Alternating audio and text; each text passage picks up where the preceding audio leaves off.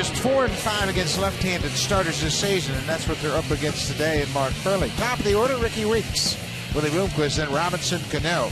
Cano is 9 for 29 against Burley, 3 homers and 11 RBIs, and then right behind him, look at these numbers.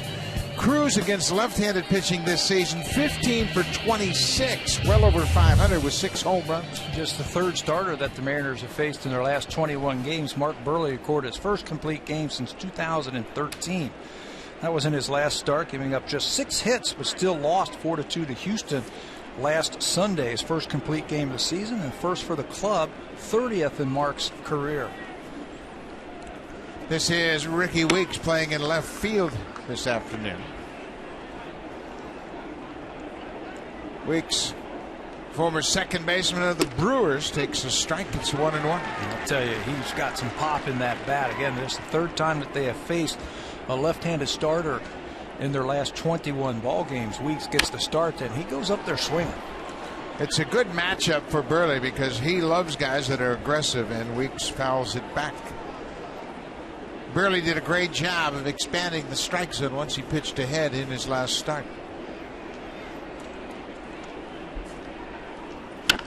Pulled foul. Ricky Weeks has similarities to Gary Sheffield in that he's very quick inside. He'll hook a lot of balls foul, just like that last pitch. Yeah, the barrel of that bat really bends towards the pitcher, and you think you can get it in there. I'm sure he picked that up from his Milwaukee days when he was with the Brewers. 2-2 to the leadoff man. There's a changeup. First strikeout of the afternoon for Burley. Behind Burley, you always anticipate a lot of contact, especially on the left side of the diamond.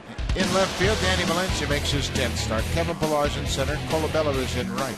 Josh Donaldson back at third base. He had last night off. Ryan Goins and Pallison up the middle, and Encarnacion at first, and Russell Martin behind the plate for Mark Burley. You know, 6 right-handed batters in the lineup. You also anticipate a lot of ground balls. Ryan Goins has played some great shortstop. Now, he's made 5 errors, 3 at shortstop, 1 at second, and 1 in the outfield. Willie Bloomquist hits a high fly ball to the outfield. Pillar, the center fielder, is there.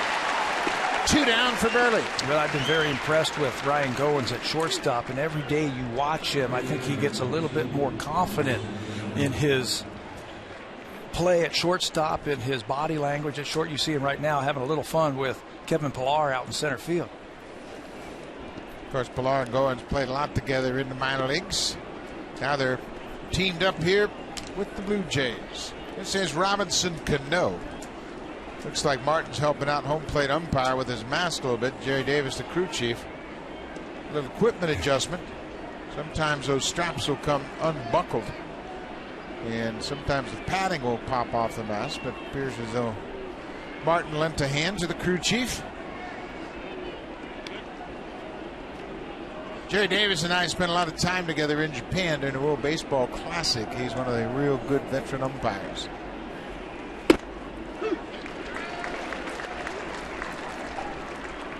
Robinson Cano 0 for 4 in last night's game. That changeup, and Burley really does a good job of throwing those changeups to left-handed hitters. He's not predictable. That's what I love about Mark Burley. He'll pitch one way one time, and then he'll go out and try something different in his next time. Used to be you never threw a changeup to a left-hander. It's a fair ball. Encarnacion will wave Burley off, step on the bag. Cano's retired. Mark Burley retires his side in order to top half of the first. James Paxton will go to the mound when we come back.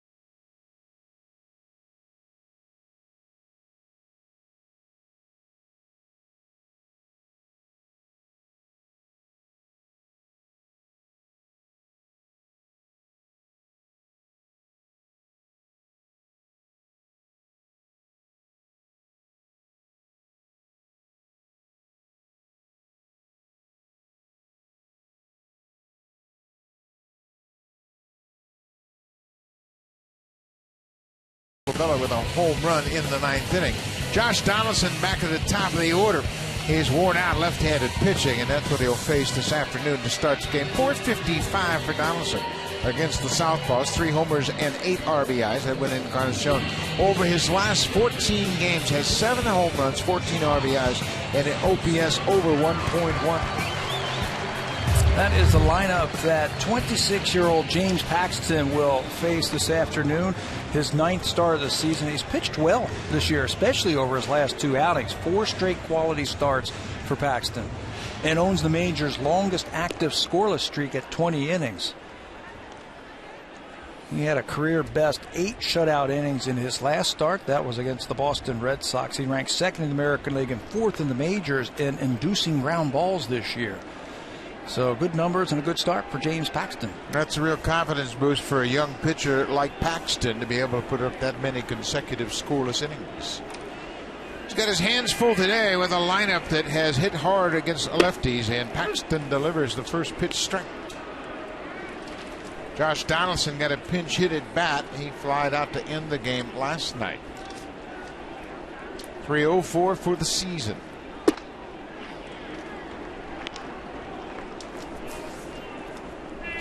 Paxton from Ladner, BC, a suburb of Vancouver, just south of Vancouver, a little bit west of Delta, BC.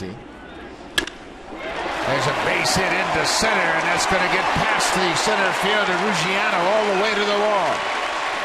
Josh Donaldson is back.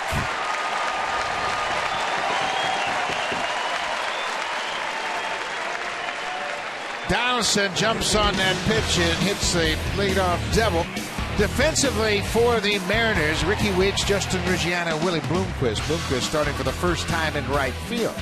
Kyle Seager, Gold Glover at third. Taylor and Cano up the middle. Morrison at first. And the catcher is Mike Zunino for James Paxton. And before this year, Ricky Wiggs never played the outfield, but Robinson Cano at second base. That's where Wiggs had played. He's got to be in the lineup. He's going to play left field. This is his 9th start in left field. Blue Jays know all about James Paxton. He pitched here last September and did not fare very well at all.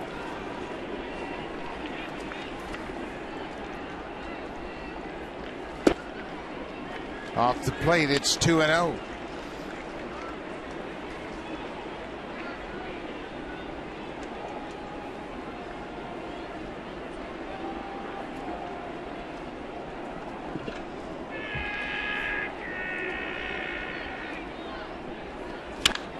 Deep drive to left if it's fair, but it's going to hook foul up into the upper deck. Bautista got the head out on that one. He certainly did. Paxton will throw a lot of fastballs, and he will challenge you, and he likes to keep the ball down. Blue Jays love the lefties. They love the fastball. Bautista gets the head out on that one, and those fans up there, that's a long way from home plate. I don't think they expected to see a baseball hit up there today. And you know, the dad that brought the kids up there says, well, we're a long way from home, but don't count on getting the foul ball. Well, yeah. Bautista just gave them a souvenir up there. Leave your glove at home, right? You won't need it all the way up here. Too far away. 3-1 to Bautista. Ball four. That ball gets away from Zunino, and Donaldson will go to third base. We mentioned Encarnacion heating up once again in the month of May. In the last 2 games, he has dialed up the long ball. He has hit mistakes. Breaking ball, that was from Matt Shoemaker a long way. 3-run home run here against the Angels. And then he gets another breaking ball from King Felix Hernandez. He has now hit 9 home runs in his last 21 games versus Seattle. He loves their pitching. And he's in an RBI spot here. You know, for all the great pitching that the Mariners have, they have struggled in the first inning. They certainly have. They've allowed 28 first inning runs, including the one yesterday. That makes it 29. 29, 5th most in the American League, and that's going to bring Lloyd McClendon to the mound. Now, I talked to Mike Blowers before the game, and I asked him about James Paxton. He says he'll fall away from his fastball. He'll try and pitch away from contact, and Lloyd McClendon will go out there and have these kind of discussions right here about pitching to contact, being aggressive, use your fastball, throw a lot of strikes. You can see he's got a certain message he wants to talk to his young left-hander. It was very interesting, and Paxton knew once he saw it was the manager coming out there, this is going to be a little bit of a lecture. Just a reminder, listen, young man, you've got great stuff. Let's pitch ahead of these guys. Be aggressive. I've got confidence in you. Have that same confidence in yourself. So it's 1-0 to Encarnacion. And if you're Edwin, look for the fastball right here. Ball off the plate. We mentioned the scoreless streak for Paxton. He hasn't given up a run since May 5th. A stretch of 20 consecutive scoreless innings. He's got the stuff. There's no question about that. In that start Pat mentioned before last September, 2 2/3, and here are the numbers for his scoreless streak. And 14 pitches per inning to get through all of that. He's at 11 right now. There's a fly ball into deep center. That's going to score Donaldson from third. He's tagging up. Bautista will bluff and hold at first. And just like that, the Mariners give up the first inning run. That's the 30th first inning run they've allowed this season. It was Edwin Encarnacion in yesterday's ball game with the home run. His 11th. Today it's a sacrifice fly. Well, Mark Burley got a ton of run support early in the season. He's got a run here in the bottom of the first already.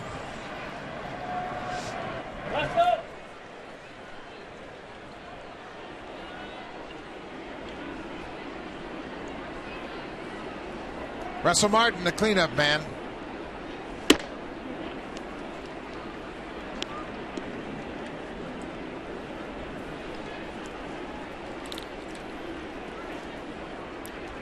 Bautista still at first with the walk.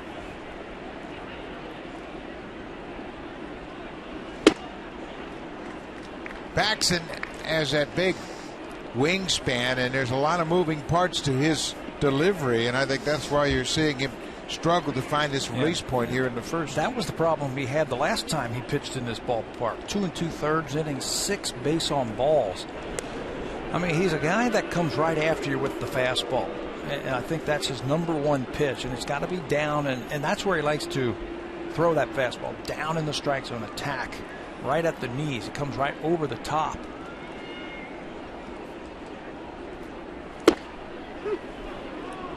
That's where he needs to pitch right there, down and in. He's got that deceptive delivery, and he can really bury that fastball when he's in his good delivery. Mark Burley talking to Encarnacion, and Burley, you can see he's got the hoodie on. It's a little cool here with the roof open. 16 degrees at the start of this game, but boy, it's nice to have fresh air. Yeah. You and I were standing behind the batting cage today when they were opening up the roof, and the batting coach, Brooke Jacoby, was saying, I love it when they open it up. You can see the baseball. You got all the bright sunshine, the light for a hitter. It's fantastic. 2-2 to Martin.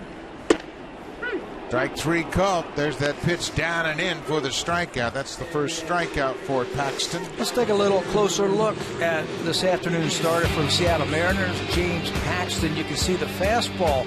He's averaging about 94 miles an hour. You can crank it up there at 95, 96, 97 miles an hour. Curveball, which is a good one, right over the top, yellow hammer type, a changeup and a cutter. In his last start, that was the 8 shutout innings against Boston, he used his fastball about 85% of the time. He was really starting to lean on it, and I think he's got to establish that here early today, establish that fastball. Danny Valencia played third base last night. He's back in left field this afternoon. There's a base hit into center field. Bautista turns around second. He's going to challenge Ruggiano, and he'll post over to third base, first and third. 2 down. Ruggiano did not come up throwing on that ball. He laid back on it and caught it flat-footed, and that's all Bautista had to do to go first to third. It's a ball. Watch Ruggiano just stand back and catch that flat-footed, and that gives Bautista a chance to move up 90 feet. Bautista was watching the center fielder the whole way. When he got to second, he kept his eye on him. When he was flat-footed, he said, okay, you're going to give it to me, I'll take it. Good base running. Good hitting. 1-0 Jays. Chris Colabello. Colabello had a 3-hit game last night, including a 2-run homer in the ninth. That came off Fernando Rodney. Pushes that average up to 381. Look at that. A couple of home runs and 9 RBIs. How about a 2-out hit here?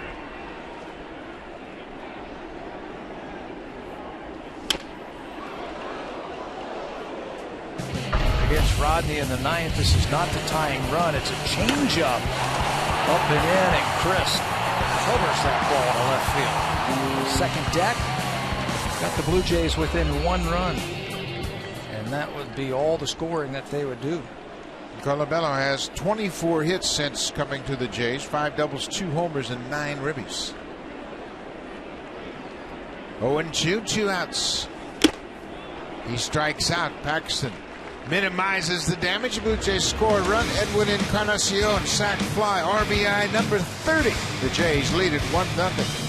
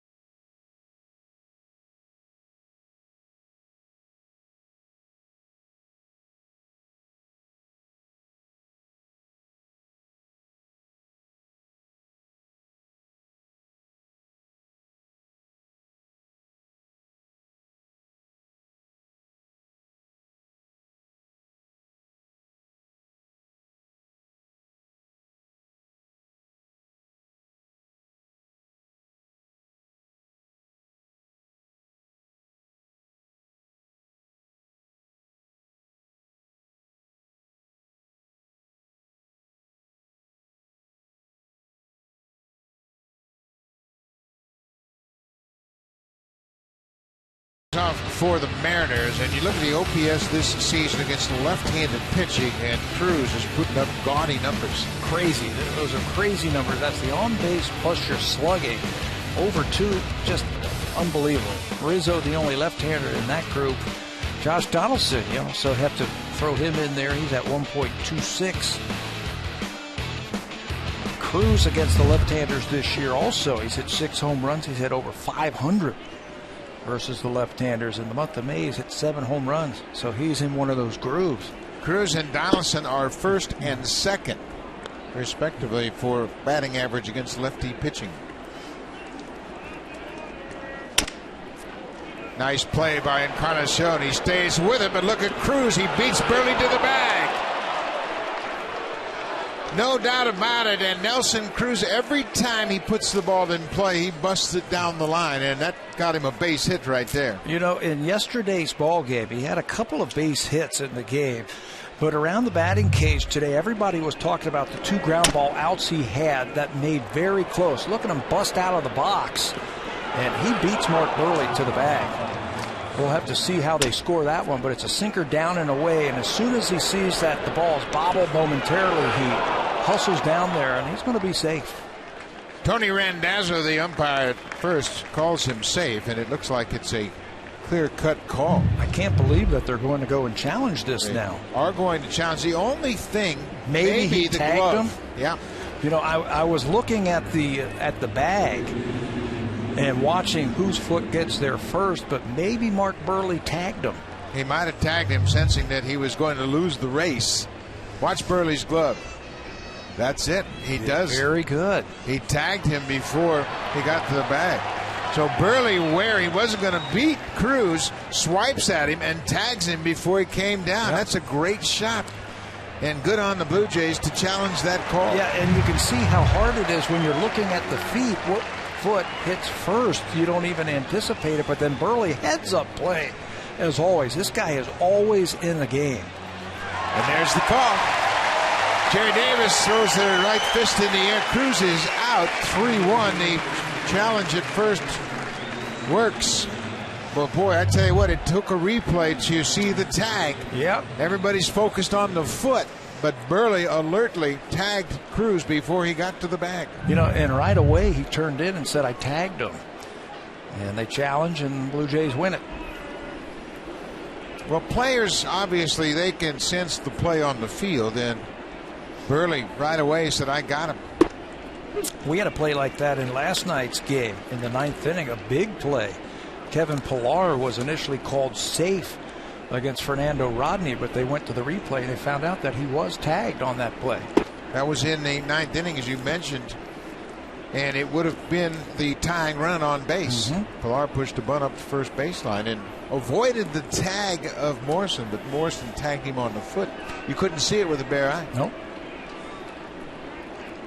This is Kyle Seager. He drives it down the right side. This ball is going to get out of here. Seager hits one to the second deck. Kyle Seager, with his 6th home run, has tied it at 1-all. Keeps his hit streak alive. That is 9 straight games now for Kyle Seager. 16 out of his last 18 games. Boy, he was quick on the inner half on that one. It's also the 9th straight game the Blue Jays have given up a home run. This ball meant to sink inside a bit, but it stayed over the inner half, and Seager has tied it up. Good thing the Blue Jays went to the challenge. The replay, that would have been a 2-run homer. Hot shot to Donaldson. Luciano's retired. Take one more look at that home run. They wanted to go inside and down, and it stayed up over the middle of the plate, and Kyle Seager is just warming up. You mentioned the 9 straight games now that the Blue Jays have given up a home run. That's 57 total home runs given up this year.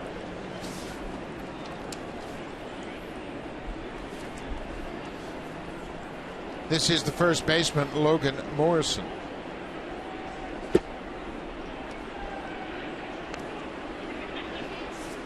Morrison had a 2-run triple in the 4th inning in last night's game. That 3-run 4th inning erased the Blue Jays 1-0 lead.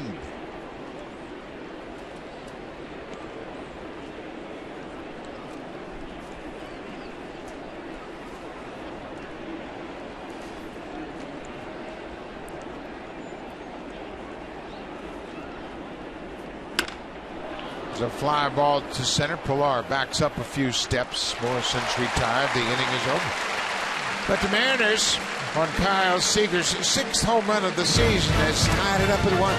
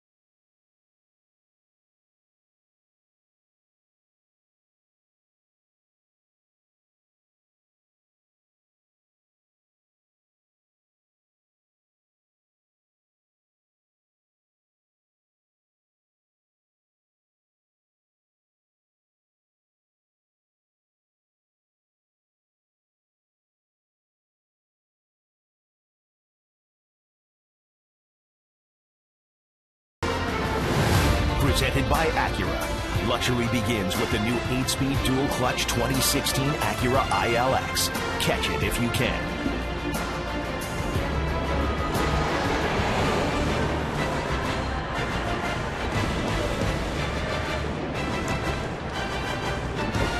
It's a beautiful afternoon in Toronto. The roof is open. We haven't had the roof open since last Monday. It's been cool, and it is cool again today, but boy, it's nice to have sunshine in a ball game. Pilar, Tolleson, and Goins will bat for the Blue Jays in the second. It's a 1-1 game. Pilar goes after the first pitch. Kevin Pillar's had a rough month, batting 177 for the month of May. He's 14 for 79.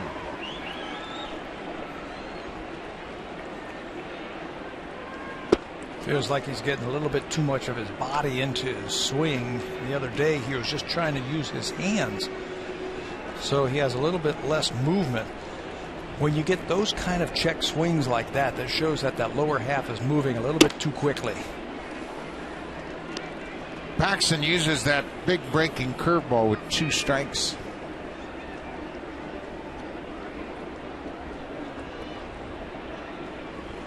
There it is. This is a foul just down the left field line. He came right back with a breaking ball. He threw one earlier, the pitch before, but didn't have that good break on it. That one was in a better spot. He comes right over the top, just like his fastball, right over the top, and it really creates a lot of spin on that breaking ball, and it goes straight down. He really has a tough delivery for hitters. He's big and has that hesitation, and then really buries that fastball down and in. Lots of deception. Hides the ball very well. I think he also has a windup that's very hard to repeat because there's a lot of moving parts, and the front side opens up. The timing has to be perfect, I think, in his delivery. And so far today, it's just a little bit off. He has not been able to throw the ball where he needs to. Paxton is 6'4", weighs 235. He's a big man.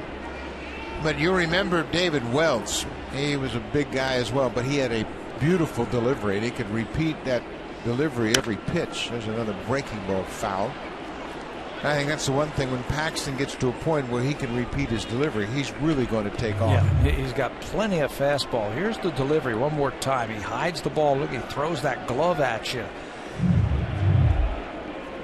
And then comes right over the top. He's 95-96 consistently, and there's that big bender. Throws that breaking ball in the dirt for the strikeout. That's 3 strikeouts for Paxton already. It's a good combination, the fastball and then the curveball. Knuckle curve. You see that ball with a great spin on it. And again, right over the top, so he can get on top of it and really pull that ball down. Pilar strikes out. Steve Tolleson. When Paxton was a kid in Ladner, he pitched for the North Delta Blue Jays, an amateur team that Jeff Francis also played for. Very good baseball club. They never could find a catcher that could really handle Paxton. He threw hard, first of all, but then he threw that curveball in the dirt. Catchers couldn't handle it. They'd always go back to the backstop. So a lot of the kid hitters that he was facing would get the 2 strikes. They'd swing and take off from first. They knew that that ball was going to be up against the backstop. There's a bouncing ball. Seager, a Gold Glover, gloves it and throws Tolleson out. Well, we talk about British Columbia and how it's done a great job of grooming young baseball players, and there are an awful lot of good ones in the big leagues. James Paxton here with Michael Saunders, Ladner, Victoria, Justin Morneau from New Westminster, and of course Brett Laurie from Langley. And they are representing British Columbia very effectively in the big leagues. Did you say Larry Walker was from BC? He's from White Ridge, yep. You know what? White Rock. Those aren't just baseball players. Those are difference maker type of players. I mean, those are really fine baseball players. Yeah, Larry Walker was actually from Maple Ridge, and they were all very good baseball players. Of course, Walker was an MVP.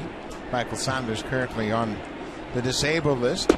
But you're right, difference makers. Morneau was an MVP as well. Yeah, you know, you've got superstars, and then you've got pretty good major leaguers. Every one of the guys who showed up there has a lot of talent. Brian Goins. Well, whatever they're doing up there, keep doing it.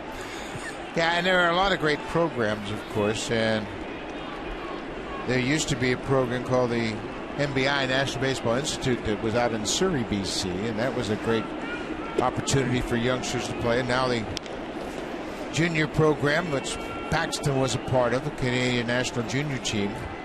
Greg Hamilton does a great job with that team, and we have seen a lot of young players make their way into the pros from the Canadian national team. Well, keep cranking them out because we love watching talented baseball players. Paxton himself pitched at University of Kentucky, and the Blue Jays drafted him, as we mentioned, in the supplemental round, first round, 2009.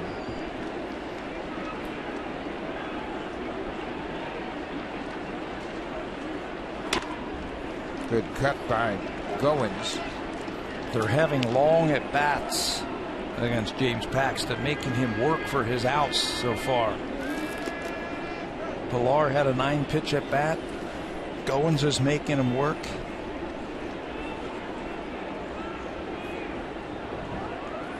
Lloyd McClendon, whatever he said was effective. There's a curveball, another strikeout, a couple of strikeouts in the inning. 4 strikeouts in the game. Since Paxton had that visit with the manager, he has struck out 4 Blue Jays. 3 up, 3 down in the second.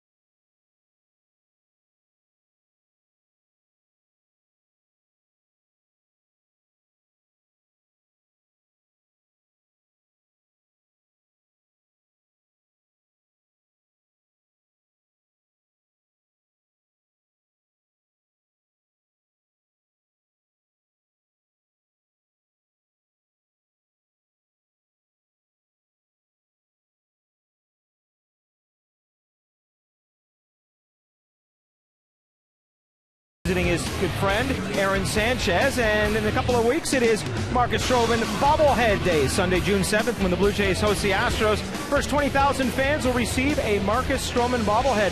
Go to BlueJays.com for more. A guy's talking with Marcus today. He says his rehab is going great. He says it feels like he has a brand new knee.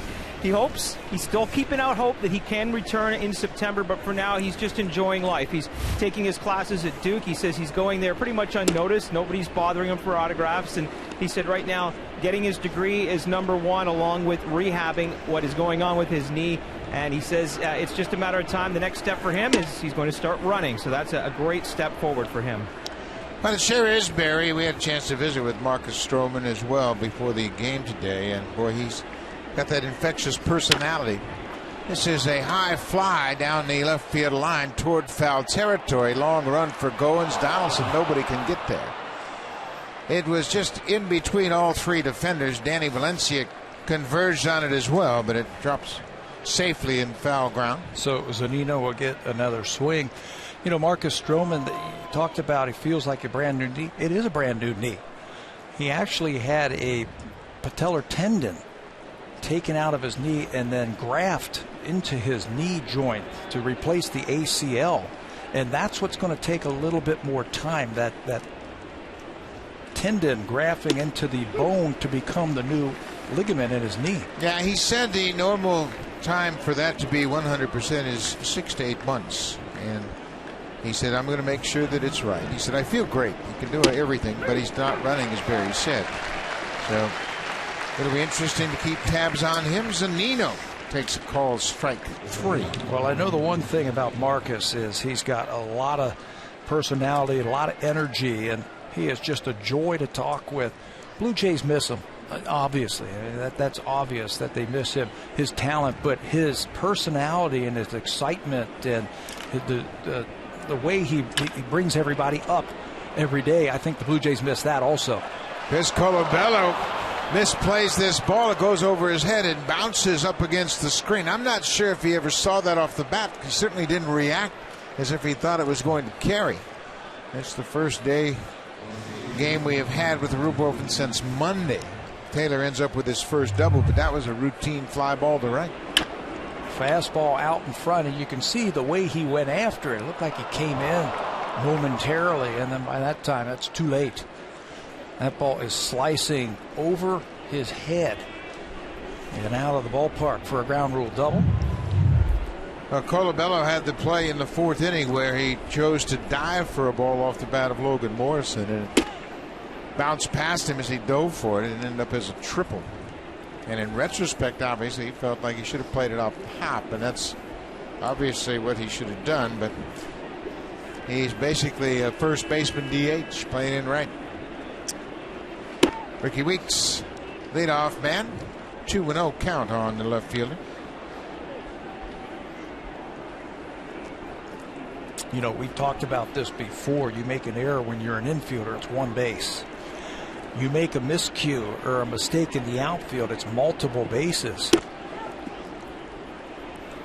Here's the one that you were talking about, and you've got a split second to make this decision. Do I try to go for the catch or do I lay back on it? If you're not familiar with playing the outfield, and Chris is not, he's a corner infielder, those are very tough plays.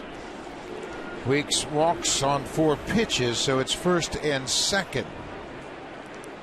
Let's check in with Barry Davis. Well, guys, we talked about what just happened there with Chris Colabello, and again last night on that play, he said he was really beating himself up after the game. It's one of those things, as you said, where he's not a regular outfielder, where he had to make that split decision. Am I going to dive for it? Do I let it bounce? And I spoke to a few of the other outfielders today, like Kevin Pillar, who's been in that situation. He said it is an outfielder's worst nightmare. There is that sense of helplessness when the ball gets past you, and I'm sure that at least one of you has had that happen to you maybe once in your career, right? Oh, I've had it done to me a few times. You know, you're the only guy out there. It's almost like you're the only man out on the island out there, and the ball, you see it coming to you, and you've got a half a second to decide if you can catch it or not. And if you're not familiar with playing that position, it can be very tough. This ball is hit hard to left field, and Danny Valencia is at the wall. He has it go over his head, bounces off the wall. 1 run is in. Taylor will score, and here comes Ricky Weeks right behind him, and he's going to score. So the ball's carrying a little bit better today than the outfielders are used to. That ball just carried off the top of the wall. Willie Bloomquist with his first double of the season. You know, it sounded like just a regular fly ball off the bat. Bloomquist really not known for power. He's got a home run and 1 RBI.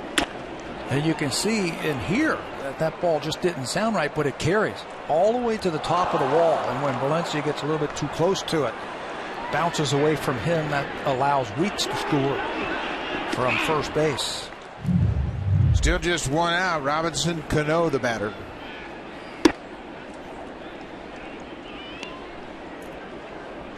But both Valencia and Colabello drifted on those balls, and the balls just continued to carry over their heads.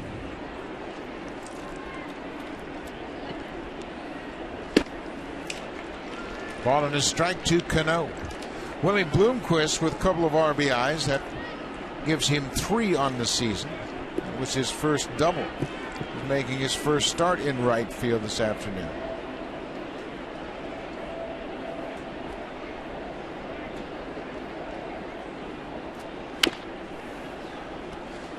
Once again, the Blue Jays score first, but see their lead evaporate quickly.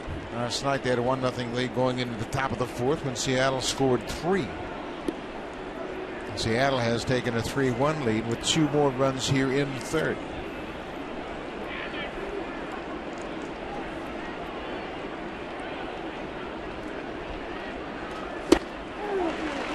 Cano strikes out. Well, now Burley's got a decision to make here with Cano striking out. Nelson Cruz coming to the plate.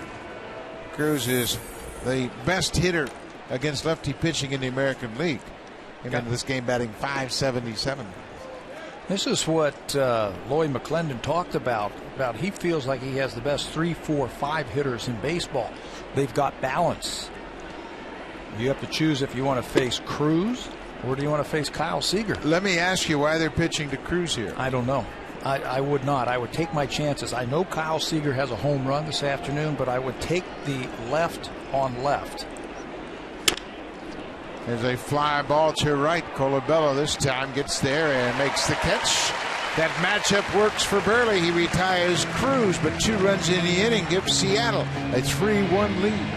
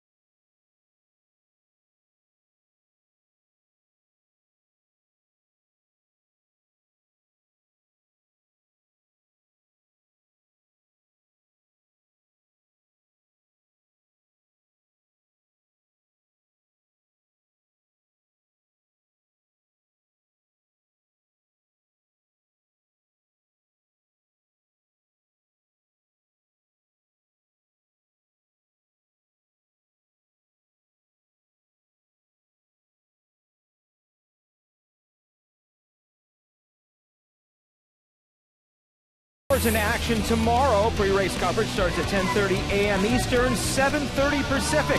It's the Indy 500 on City and Sportsnet 1. And Buck, if the weather in Indy is anything like it is here, it should be outstanding day for that race tomorrow. It would be a perfect day for the race. Cool afternoon and bright sunny skies, no wind, and those guys can top out going around that racetrack for the Indy 500. Junior J Saturday is always a popular day, and there were a lot of activities for the kids prior to the game and ongoing during the course of the game. Of course, they get to run the bases after the game.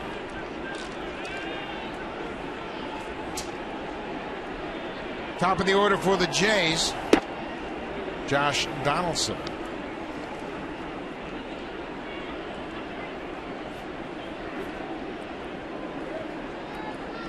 Donaldson doubled and scored on a sac fly. Chris Taylor, a couple of steps in the hole, throws Donaldson out. Chris Colabello and Danny Valencia, a couple of infielders playing in the outfield, and it may have cost the Blue Jays a couple of runs in that inning. Think about it. The Blue Jays, their plan was through spring training, Michael Saunders in left, Dalton Pompey in center field, and Jose Bautista in right field. We haven't seen that. Well, we haven't seen it all year. Too many injuries and too many factors for John Gibbons. His 3 proposed starting outfielders not even here. And Dalton Pompey is back in AAA. Saunders is on the disabled list, and Bautista is limited to DHing because of that shoulder. So Kevin Pillar gets a chance, and he's been wonderful in center field, and now you've got to patch it together. Kyle Seager takes a hit away from Bautista, and you can't hit a ball any harder than that. No. You got to hit it at somebody else. This guy's a Gold Glover. He won the Gold Glove last year. You can see he's playing off the line, anticipates, and that ball hooks right into his glove. That's why they call it the hot corner right there. That ball gets to you quickly. Third base has become a very well-manned position in the major leagues, especially in the American League right now. When you look at Seager and Donaldson in this game, Manny Machado, Evan Longoria, Baltimore and Tampa Bay, Mike Moustakas with the Royals. I mean, there are a lot of great third basemen. And how about Pablo Sandoval in Boston? Pablo Sandoval, Adrian Beltre in Texas. A lot of good third basemen in the American League. Encarnacion had a sac fly RBI in the first. We mentioned the third baseman with the All-Star game in mind, and you'd have to believe that Donaldson and Moustakas are up there 1-2 in the voting. So we want to remind you fans to get out there and get your votes and log online. Vote for the Blue Jay players on that All-Star ballot. Josh Donaldson, Russ Martin, Edwin Encarnacion has had a great first half now. He's up to 11 home runs and 30 RBIs. 2 balls and 2 strikes. We're in the third. Blue Jays trail 3-1.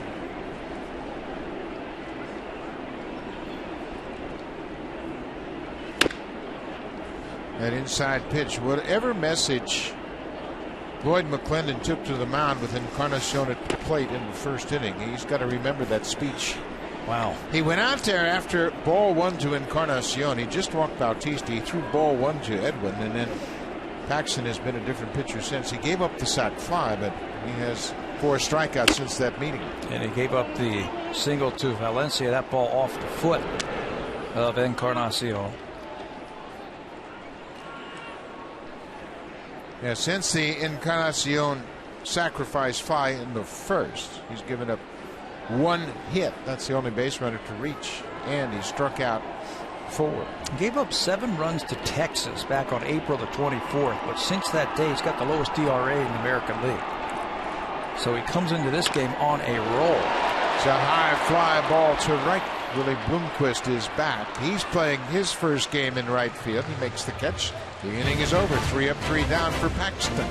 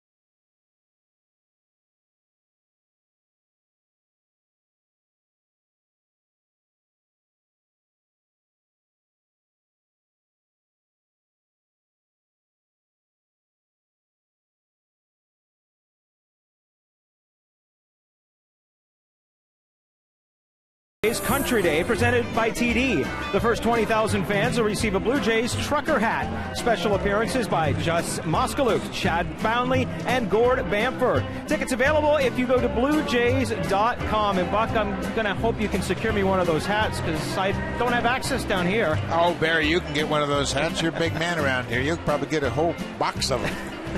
Nice looking hat. That'll all be tomorrow right here on Country Day. It's always a great afternoon at the old ballpark. Some country music as well. Mark Burley will be in on that. First pitch strike. Kyle Seager, boy, he has played well defensively in the first 2 games of this, and he hit a home run off Burley in the second. Reaches for this one and hits a fly ball to left. Valencia makes the catch. 1 down.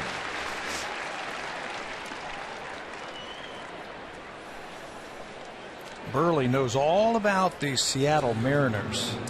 This is his 19th appearance and 18th start against Seattle. He's 8-4 for his career against the Mariners. You know what he has done? He has pitched well lately against them. 6-1 over his last 11 starts, and he's going deep. That's 7+ innings or more in 8 of those last 11 starts. That's exactly what you want from your starter. Give me the innings, get me deep into the ball game, keep it close. Give my offense a chance to win the game. Justin Ruggiano playing in center field. He goes after that changeup. Ruggiano hit a 2-run home run on Wednesday over the Orioles in that 4-2 Mariners win in Baltimore. That gave him just 3 RBIs. He only had 1 RBI going into that game with 54 plate appearances. But he contributed to that W on Wednesday, and there's a pitch on the corner. Burley's the master of that. 4 strikeouts now for Burley. This copyrighted telecast is presented by authority of Rogers Blue Jays Baseball Partnership and may not be reproduced or retransmitted in any form. And the accounts and descriptions of this game may not be disseminated without the express written consent of Rogers Blue Jays Baseball Partnership. A glorious day here in Toronto, and the boats are out on Lake Ontario enjoying the fine weather. Memorial Day weekend.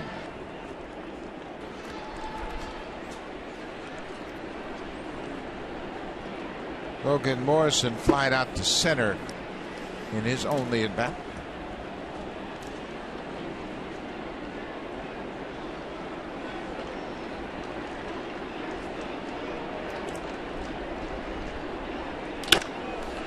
This is another fly ball that's carrying a long way. Pilar with a long run. He'll get there and make the catch. Boy, the ball is flying here this afternoon. That ball looked like a routine fly ball to center, but Pilar had to put the jets on and runs it down just in front of the scoreboard in left center.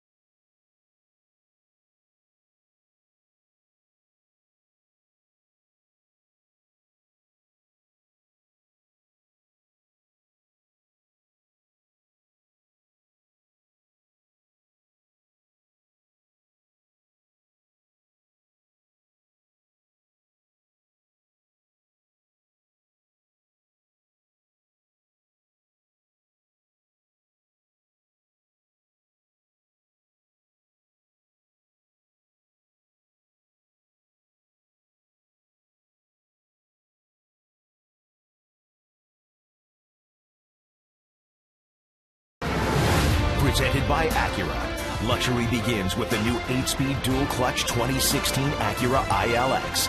Catch it if you can.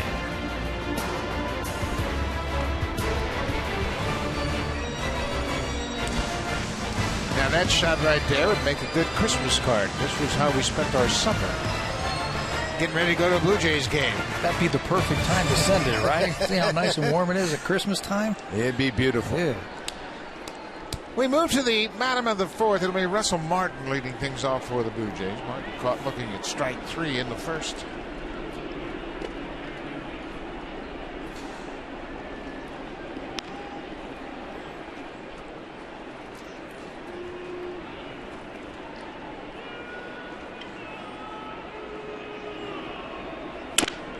Right back to the mound. Nice play by Paxton as he reached back behind his back and made the catch.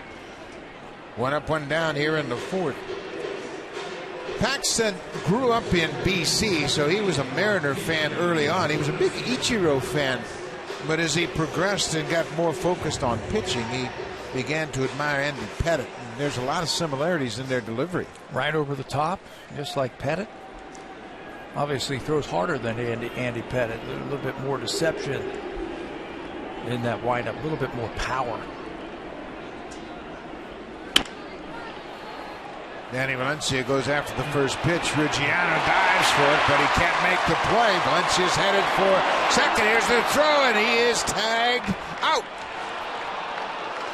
They had to wait to see if that ball was in Taylor's glove or not, but the throw was a good one from Willie Bloomquist, who backed up the play. Ruggiano dove for it, and Bloomquist was backing up the play, and he made a strong throw to second.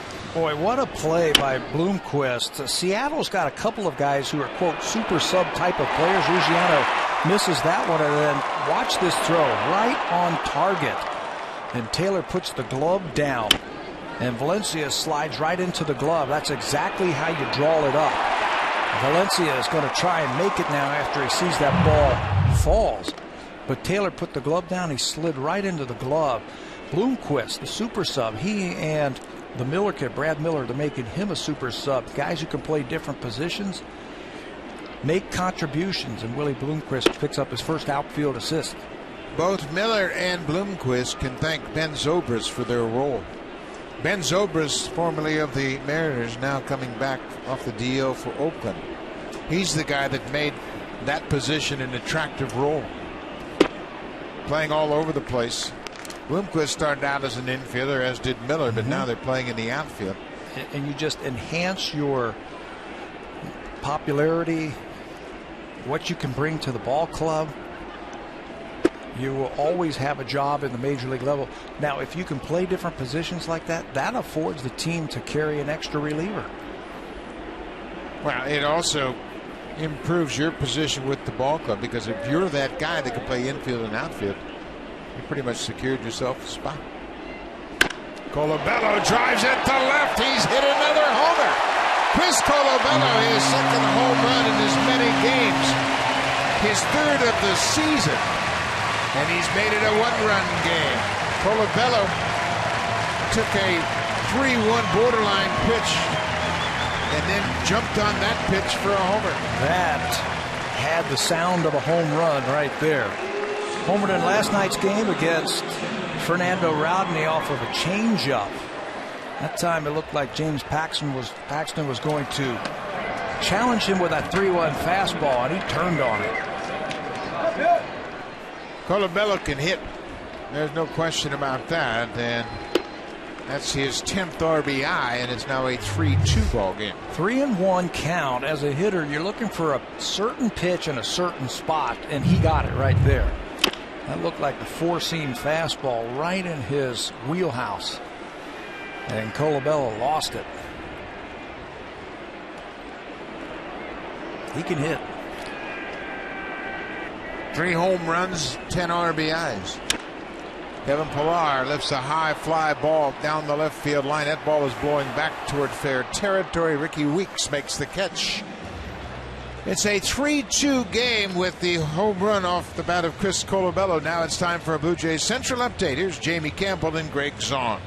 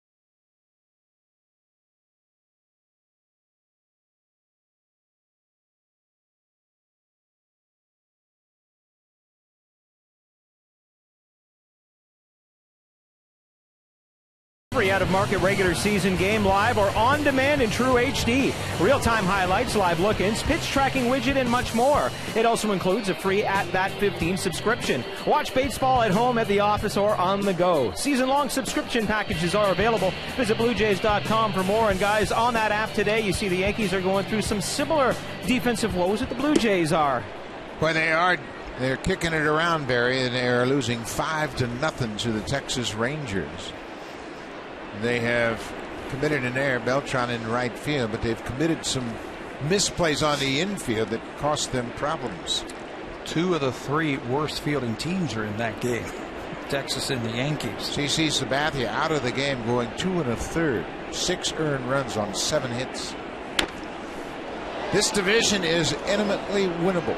There is no question about it. As you look at the standings today, Tampa Bay has a 1.5 lead over the Yankees for first. They are 5 games over 500. Zunino hits it to third. Long throw for Donaldson on the money. Boy, I love that. I love Josh Donaldson. He knew exactly who hit the ball and how hard he hit it, so he had plenty of time to set himself. Catches the ball, takes another step, plants that right foot, and when you plant that right foot, you get a little bit more on it. Mark Burley certainly appreciates the great effort by Josh Donaldson. But when you're playing on the left side of the infield, you've got to anticipate a lot of balls hit your way, and some of them are going to be hit hard. And Burley really appreciates good defense behind him. This is the number 9 hitter, Chris Taylor. He hit that fly ball to right that bounced over Colabello's head and went for a ground rule double. Colabello looked like he didn't pick it up. Ball sailed over his head, bounced over the wall for a ground rule double. 1-2 for Burley.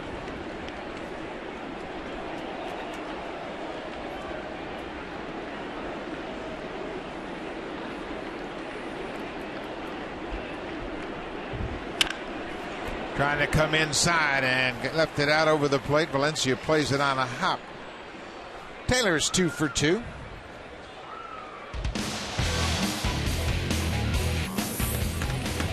Swing for the fences and save during the DIY Expert Sale. Only at Home Building Center and Home Hardware Building Center.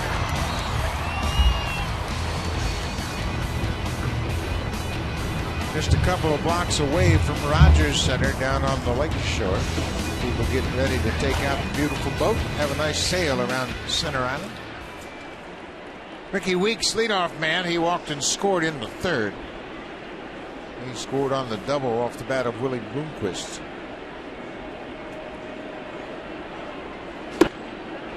First pitch changeup, and Weeks is fooled.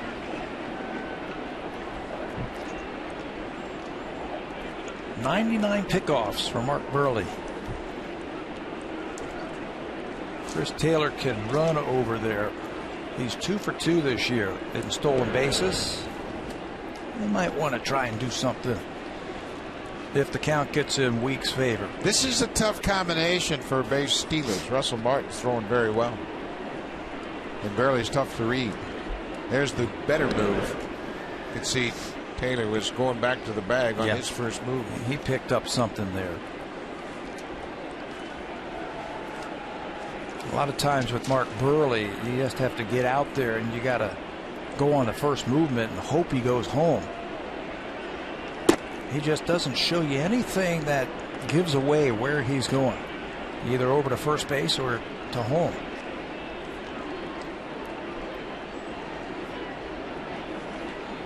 Ricky Weeks, the batter, on a 1 count. Russell Martin is locked and loaded. The changeup, and Weeks fouls it into the glove of the catcher. Boy, that's a good changeup right there. Take a little something off, you get a fastball hitter, and Ricky Weeks can turn on a fastball. You got him way out front on the changeup. They're going to do it again. It's a little popper into shallow right. Tollison going back, and he makes a nice catch. Boy, even the pop-ups are traveling a little further than normal. The wind blowing out toward the outfield, and Tollison kept drifting and drifting and finally had to make a sliding catch. Boy, that's a heck of a play. After the plays a couple of innings ago, it looks like the left fielder and the right fielder are playing a little bit deeper, a little bit easier for the balls to come in. So the infielders are going to have to go out now on these type of short pop-ups. They have it all by themselves. Tollison hauls that one in. Good play. The right fielder, Willie Bloomquist, hit a double off the top of the wall in left center his last time up. That drove in 2.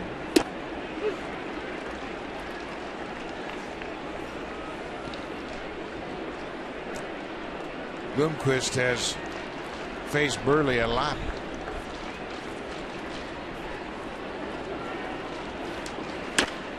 Fly ball into center. Pilar calls for it quickly. The inning is over. Chris Taylor is stranded aboard. We'll go to the bottom of the 5th. The Blue Jays are down by a run, 3-2.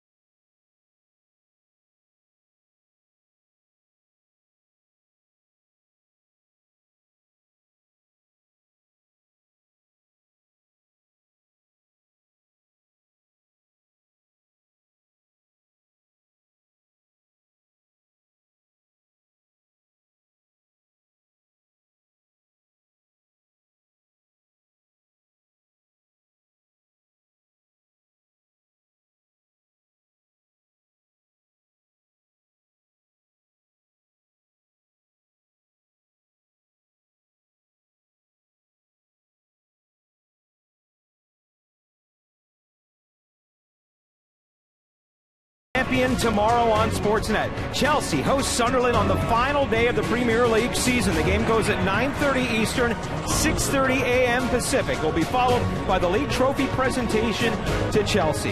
Buck? Great afternoon for soccer, and that'll be a great opportunity to watch that season wrap up. Beautiful day here at Rogers Center, and it's a 1-run game. Seattle has a 3-2 lead. Steve Tollison, Ryan Goins, and Josh Donaldson, the scheduled batters for the Blue Jays against James Paxton.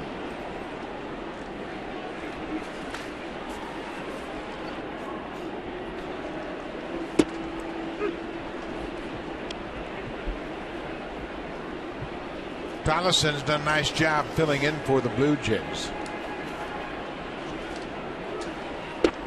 He works hard trying to stay sharp, and he's mentioned that he's gone down to stand in when the pitchers are throwing their side sessions, when the starters are getting ready for the game.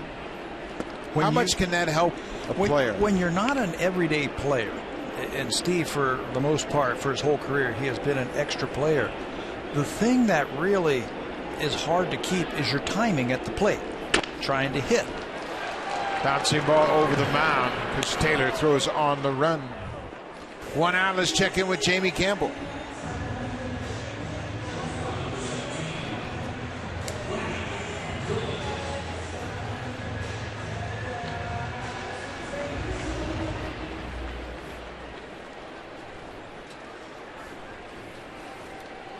Yeah, he'll have to go down the bullpen and warm up again after 10 runs in the inning. What, Boston scored 9 last night? That's right. And you said New York does not have a hit? Anaheim scored 9 last night in Boston, and Goins down in the heap. Boy, I'm not sure what happened. It looked like he might have twisted his knee or something coming out of that batter's box, and he is down and he is in pain.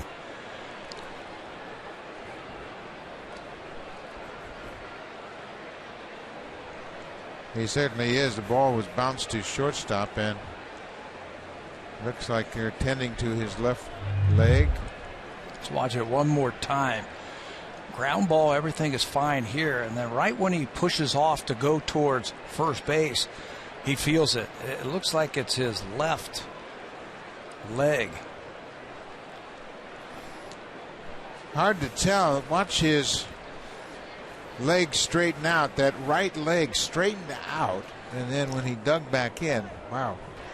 Maybe it's the ankle that he pushed off and it rolled it just a little bit as he pushed off to come out of the batter's box.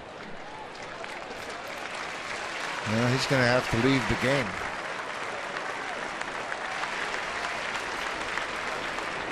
Boy, he is limping coming off. Maybe they can do something.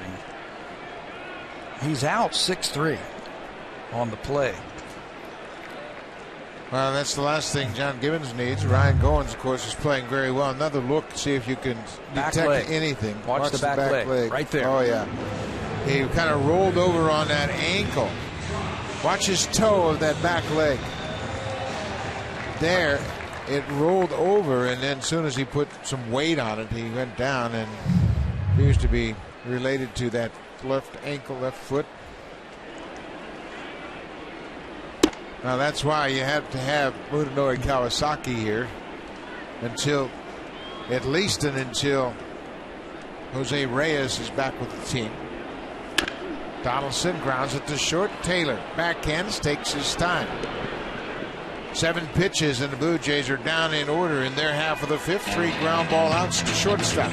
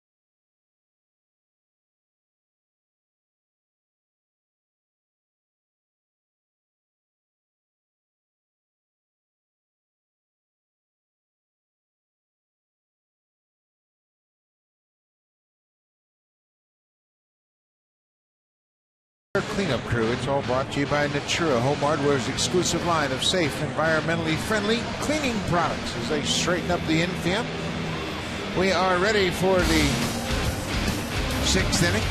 It's a 3-2 ball game, and the good news is Ryan Goins is back on the field. Goins came out, tested his ankle, and has taken his position at shortstop. That's great news. Yeah, you roll it like that, sometimes you can walk it off, or you can go in and put some tape on it and give it a little bit of support, and it won't tighten up for you. That is very good news for the Blue Jays. Robinson Cano 0 for 6 in the series. And Goins still trying to get his feeling back in that ankle.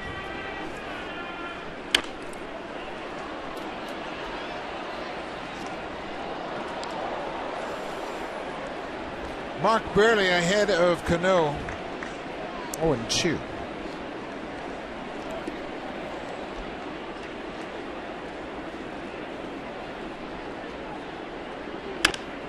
It's a fly ball. Danny Valencia backing up now, coming in a few steps, and Cano's retired. Boy, nothing like the first out of an inning.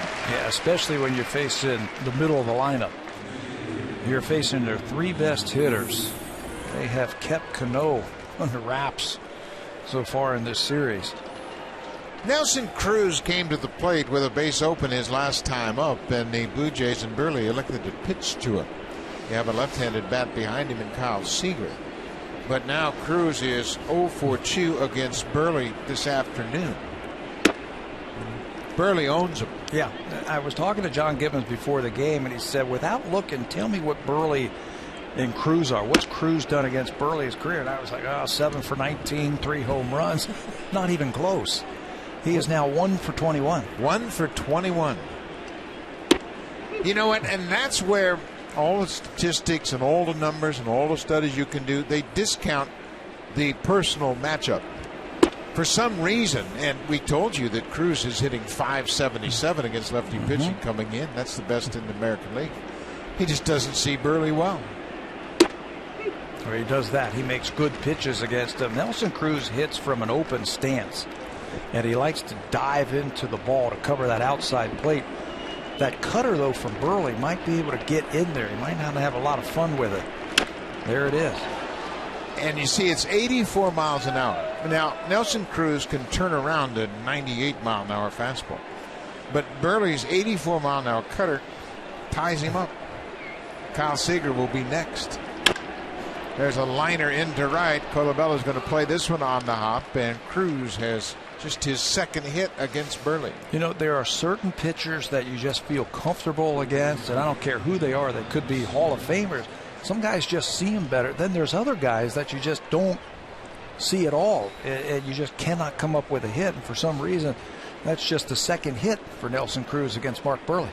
He is now 2 for 22 against Burley. Tough to explain. Kyle Seager, he's 1 for 2 this afternoon. The one hit was a home run. They came in the second and tied the score at 1-1.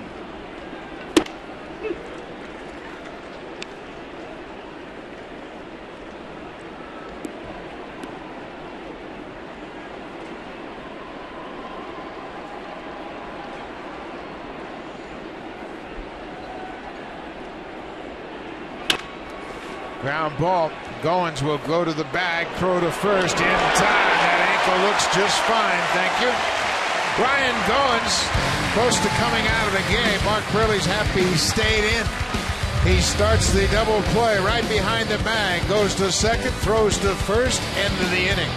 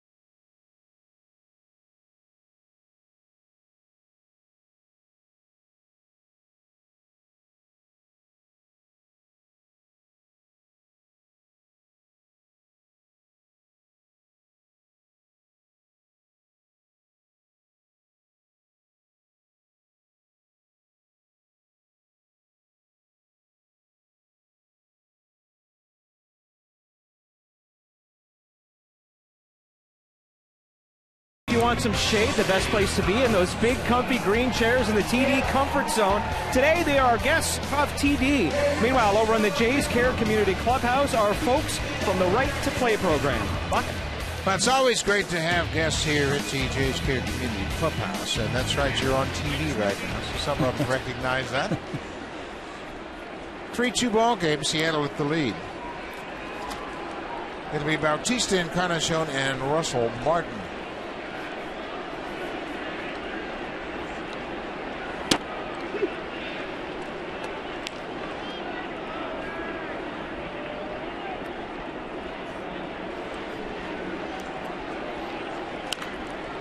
Paxton's scoreless streak came to an abrupt end in the first inning. He came in this ball game with 20 consecutive scoreless innings.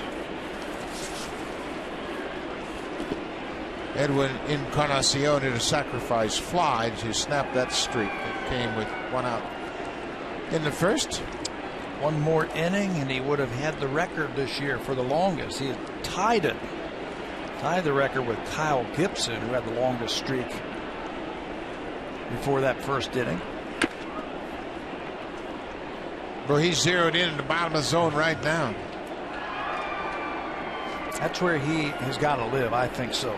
He comes right over the top and uses that fastball. Good downward movement. Still throwing hard. 96 miles an hour.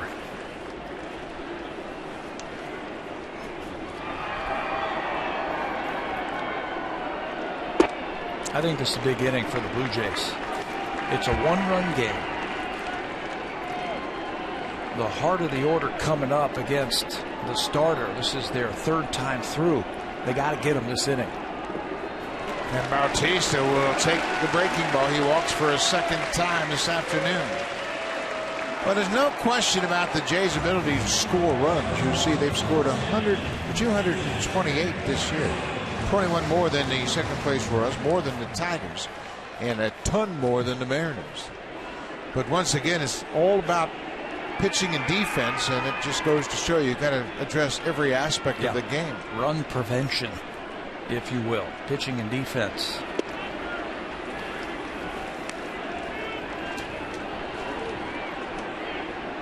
Encarnacion with that sac fly in the first now has 30 RBIs. Fouled past third.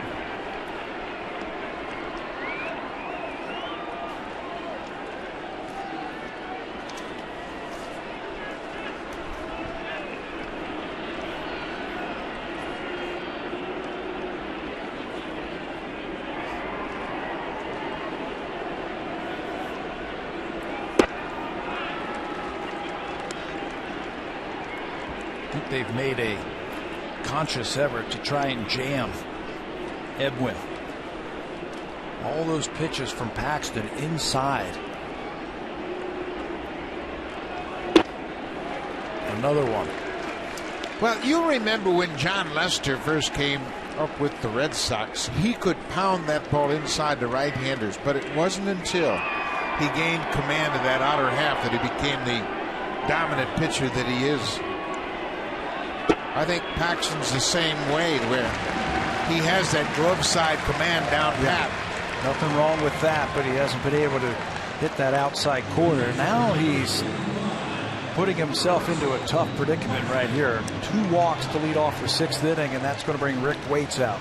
Rick Waits, the pitching coach for the Mariners. First visit to the mound back in the first inning, it was the manager who went to the mound. This will be more of a technical visit, I would think. Something that he sees in his delivery, that he's a little bit too quick. It looks like he's been a little bit too quick against Bautista Encarnacion, and that causes the ball to fly out of his hand a little bit too fast. Tom Williamson is now just starting to warm up. This is a deep and a very good bullpen for the Seattle Mariners. Yeah, it sure is, anchored by Fernando Rodney, of course, the closer. Blue Jays have to cash in these leadoff walks. Well, you mentioned this is the meat of the order. You got 2 of them aboard already. Nobody out. Russell Martin at the plate. Probably the last time these right-handed power hitters of the Blue Jays get a chance to hit against the left-hander. Might have been off the plate inside. Martin said, man, I've been seeing that ball, call the ball all day long.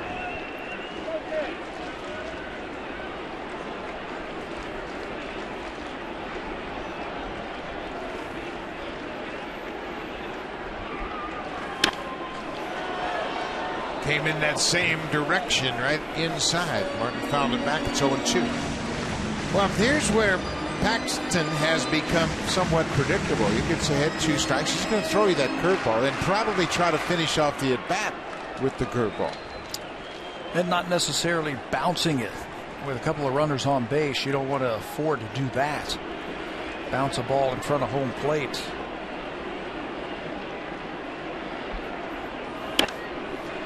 Threw him a fastball, a little pop-up out in front of home. Infield fly rule in effect. Zunino makes the catch. Boy, he still has plenty of fastball. That was 3 good fastballs to Russell Martin. He got in his kitchen that time.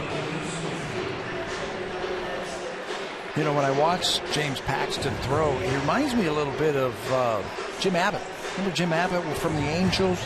Cuts that fastball in you, throws a heavy ball, comes right over the top. This was kind of interesting. It looked as though Zunino called the infielders in for a little bit of a chat. Shortstop, second baseman, first baseman all going to the mound. So now Danny Valencia with 2 aboard. Valencia has 2 hits against the lefty today. He's done a great job hitting against lefties. He's 15 for 33 against lefty pitching this season. You know, when you see the catcher call the whole infield in, that can only be one thing. We're pitching him differently than what our scouting reports have said and how we pitched him the first time. He's got 2 hits, like you said. So Zunino calls them all in. Talk about what they want to do with Valencia here. It's a big part. Big at bat right here. Danny Valencia 0-1. There's a liner to Cano, and that's going to end the inning. Well, whatever Zunino had on his mind, it worked. They retired Danny Valencia for the first time. Double play ends the inning. Robinson Cano with those great hands in second unloads in a hurry to complete the double play.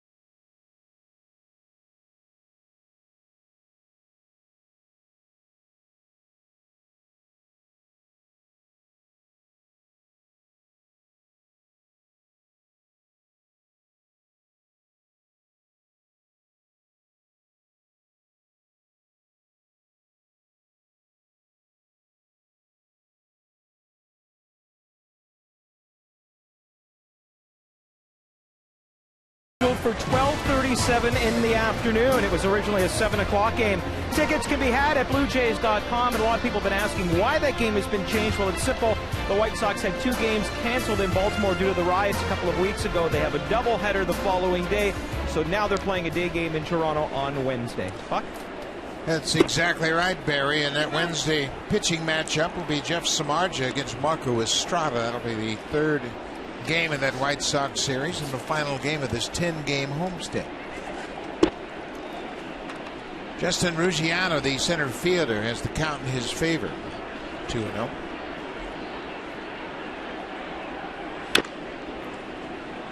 Burley just never gives you 2 consistent velocities in the same zone. Everything is in and out, back and forth. I asked Josh Donaldson today, I said, you ever face Mark Burley? He said, oh, yeah, sure. I said, what is it about Mark Burley that's so difficult to hit? He said he just keeps the pressure on you. You never feel like you can get settled in at that plate because he just works so quickly and he just pounds that strike zone and he's unpredictable. You just have no idea what he's going to do to you. Well, Pete Walker is off the phone with the bullpen. That's the second walk that Burley has issued here this afternoon, and obviously Burley didn't want to walk the leadoff man here in the 7th. Mariners have a 1-0 lead. It's 3-2. Logan Morrison has flied out to center twice this afternoon.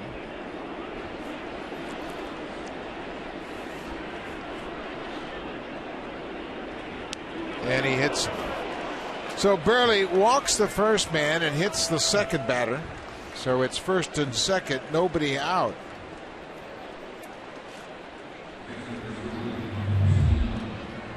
Runs that fastball in on Morrison. Morrison hit a couple of balls hard.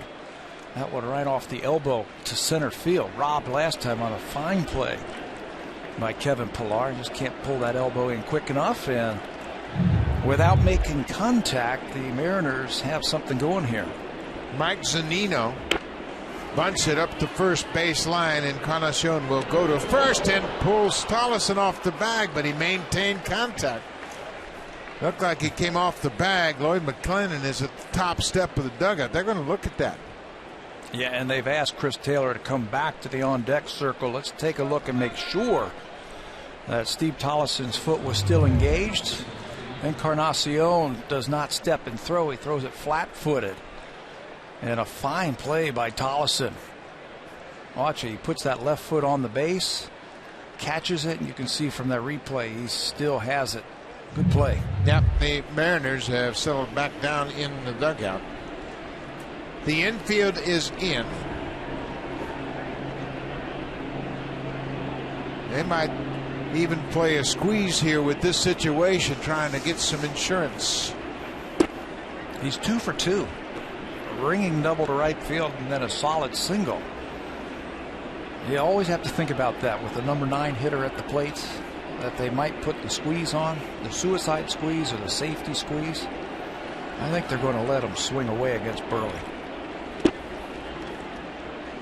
2-0. Burley has allowed just 5 hits. The Mariners have 5 hits. Blue Jays have 4 hits, but Seattle has a 3-2 lead. What happens when you play for 1 run? You get a big inning.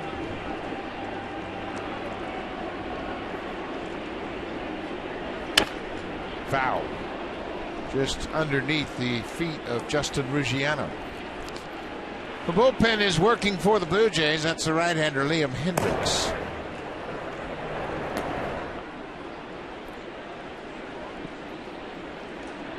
Burley went 8 innings in his last start against Houston. It was a complete game effort. May have broken his bat. Pillar coming in. He's got a long run. He's shallow. They're not going to tag as Pillar comes in quickly and unloads the throw. Ruggiano holds his ground at third.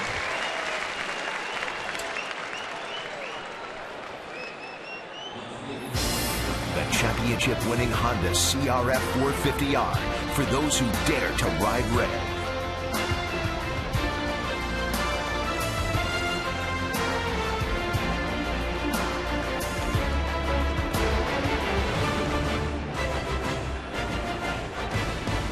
Kevin Pillar unloaded the ball in a hurry, and Ruggiano had the hold at third.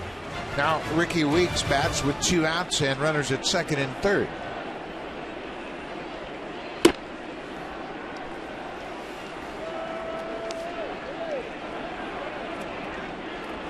Weeks getting the start in left field is 0 for 2 with a walk. He walked and scored in the 3rd inning.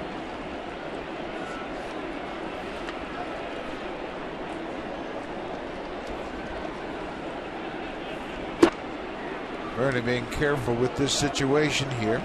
Well, he knows that Ricky Weeks can turn on a fastball. So he's thrown a couple of changeups down and away. Don't have to give in to him here. Little cutter bounced to short. Goins takes his time. The inning is over. Burley strands pair. Keeps it a 1-run game. Go to the bottom of the 7th. Chris Colabello will start things off. He homered in his last at bat.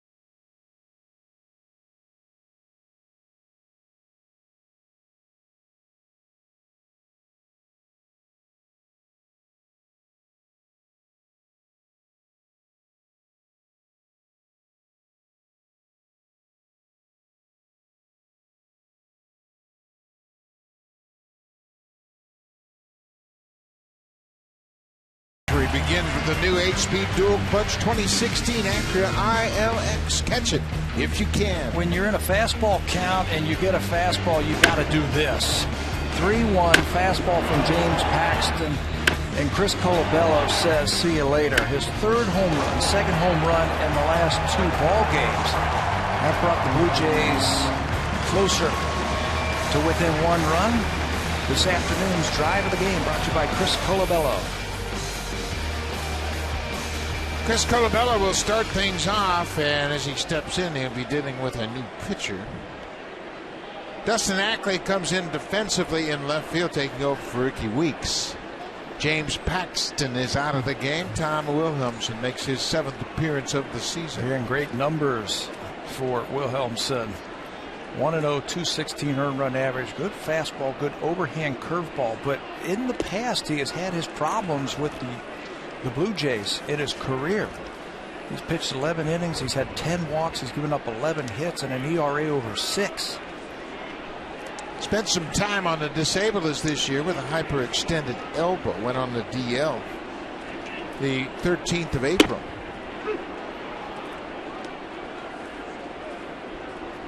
So his numbers are down.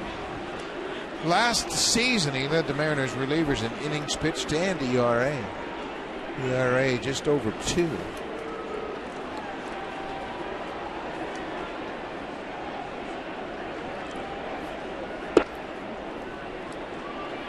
Too far inside. 2 balls and a strike to Colabello. Hit the home run on a 3-1 pitch from James Paxton last time up. That's what you do against fastballs when you're a good hitter. And Chris Colabello's a good hitter. You look for that one pitch, and he got it. Same situation. He was looking in. That was all the way across the plate. 3-1 now. Same count. Kevin Pillar waits on deck.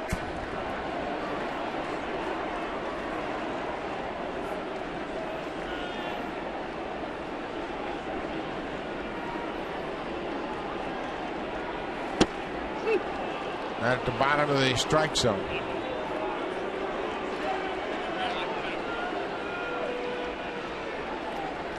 Colabello discussing that low strike with Jerry Davis, the home plate umpire.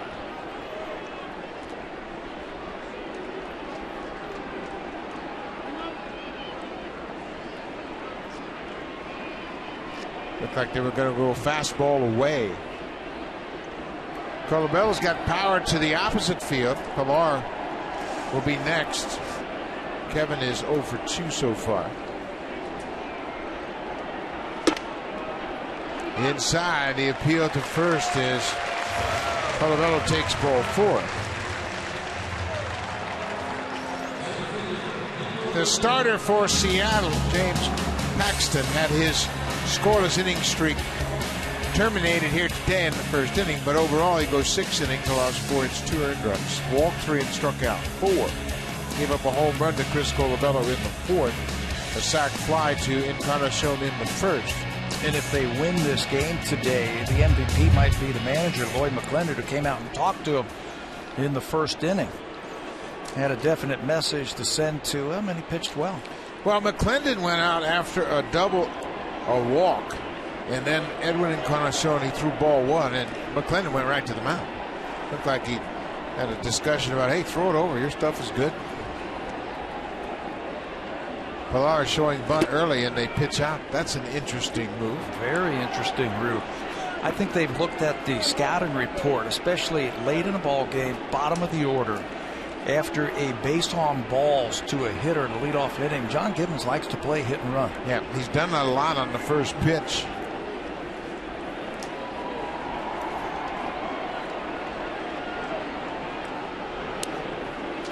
Sometimes he'll make that throw to first just to see if Pilar will chip his hand. Run his hand up the bat handle, showing bunt. Yeah, maybe flinch just a little bit, and if you're in the game and you're not bunting, you can fake like you're bunting and get yourself a fastball. Pulls the bat back, it's ball 2. Yeah, this has been Williamson's problem against the Blue Jays in his career. You look at his numbers, 11 in the 3rd innings, 11 hits, and 10 base on balls. So he has not been able to throw strikes against the Blue Jays. He's only walked 2 this season in 8 1/3. There's a strike. Well, now it'll be interesting to see if they change it up a bit. Both Seager at third and Morrison at first are really crashing. Yeah, crashing hard. And, you can take that bunt play off now. You can play hit and run if you want to.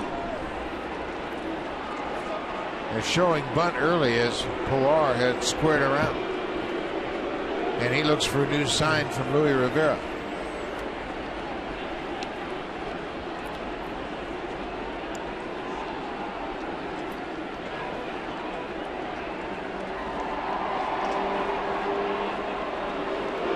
Wilhelmsen's still not certain they're going to bunt.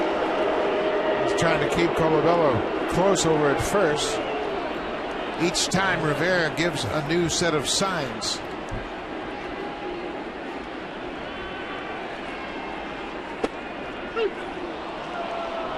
Hello, takes strike 2.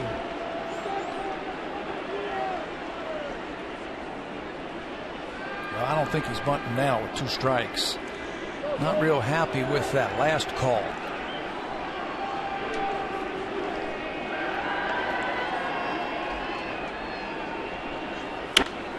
Fouls it out of play.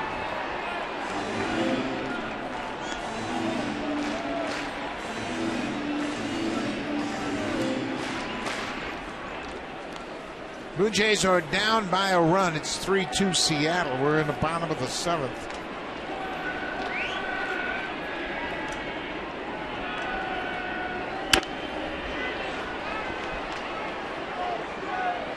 They had tried to incorporate a 2-strike approach for Kevin Pilar just to eliminate a lot of his body movement, see if he could just use his hands. And so far, I don't know that he's really had a lot of success with it. Hasn't been able to do just that when he does. Just keep that front foot on the ground and just use your hands. Fouling off some tough pitches. He is battling here. Pitchers will expand when they get to 2 strikes against Kevin Pilar, making him fish. He has to be patient, and this is what's hard about hitting with 2 strikes against relievers who come in and throw hard. You have to be aggressive, but you have to be patient. That fine line somewhere in between. There you go. Stay off of that one. Breaking ball. Now it's a full count. It'll be interesting to see what they do here. Tollefson, the next scheduled batter.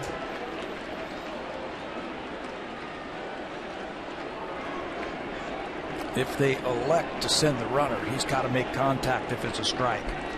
Not running. Swing and a miss. Pilar strikes out. Colabello stays put at first.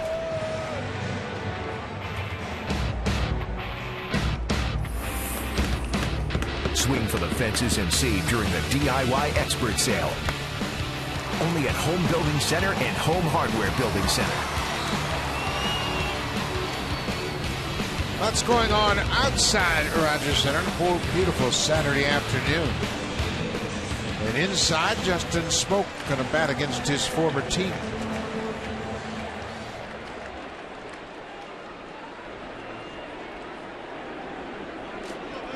Smoak for the season batting .226.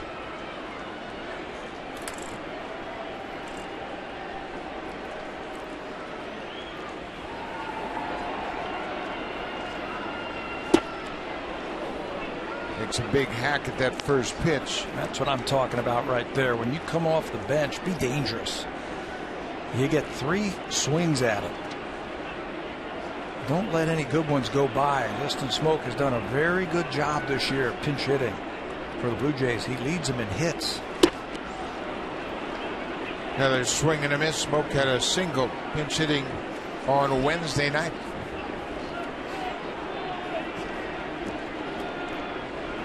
Smoak 3 for 8 as a pinch hitter. Colabello with the leadoff walk. He's still stationed at first.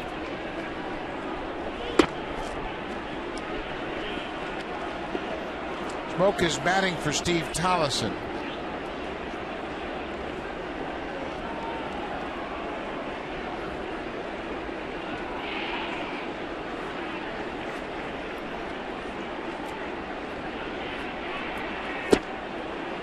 Tried to check. No swing, says Jim Wolf. 2 balls and 2 strikes. Blue Jays have just 4 hits this afternoon. A double by Donaldson, a home run by Colabello, and a couple of singles by Valencia. That's been it.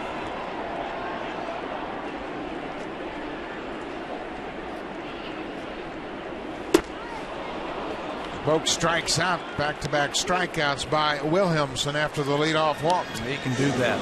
He can walk a guy and then come back with that good arm. That one looked like a little bit of a cutter as that fastball came in. Watch how he gets those fingers on top of the ball. That gives it just enough movement to get it underneath the swing of Justin Smoak.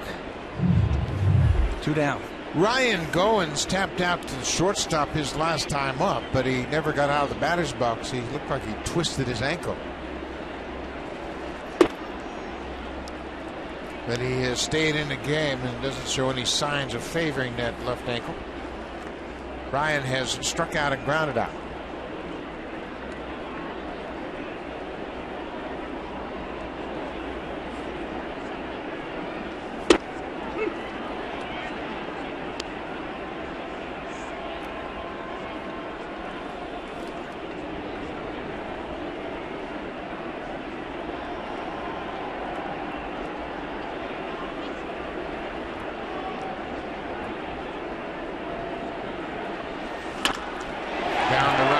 That's going to hook foul off the wall and out of play.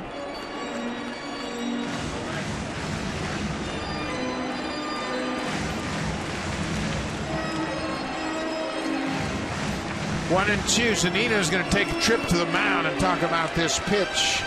Wilhelmsen was the closer for this team a couple of seasons ago. In fact, he's got 54 career saves for the Mariners. Last year, he led their relief corps in innings pitched, 75 1/3 innings last year, and an ERA just over 2.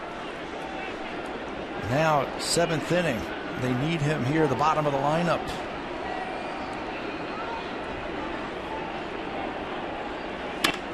Trying to go in and missed. This ball is in left. Dustin Ackley in defensively and makes a good sliding catch to end the inning. They just put Ackley out there for defense, and he shows his worth coming in here to make the inning-ending catch off the bat of Goins.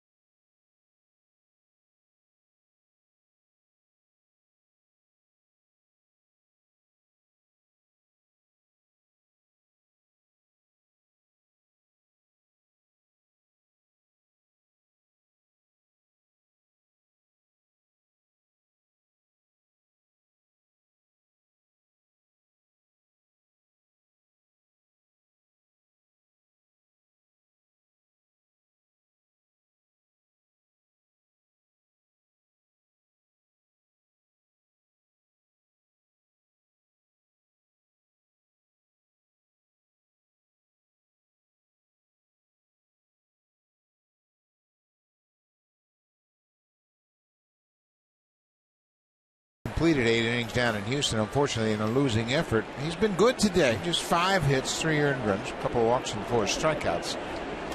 A misplayed ball in right field led to a couple of runs in the third. Munenori Kawasaki comes in defensively at second base as Tolleson was pinch hit for.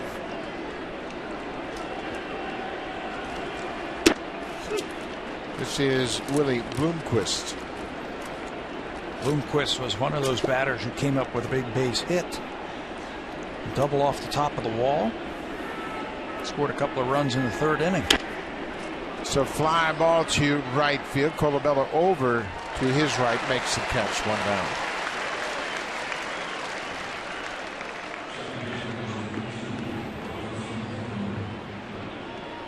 Mark Burley won his first 3 starts. He got a lot of run support, but he's actually pitched very well in his last 4 starts. He was a tough luck loser last time out down in Houston. He's won all 3 of his starts here at Rogers Center this year. This is just his 4th start. He's pitched well.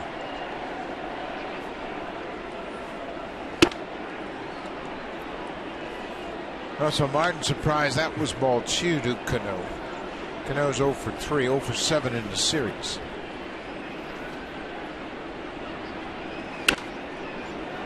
Timing's just a little off, isn't it? Yeah, he hits a lot of balls back over the Blue Jays dugout. That suggests that his timing isn't right. I just don't recall Robbie Cano hitting that many balls over the 3rd base dugout. There's another one.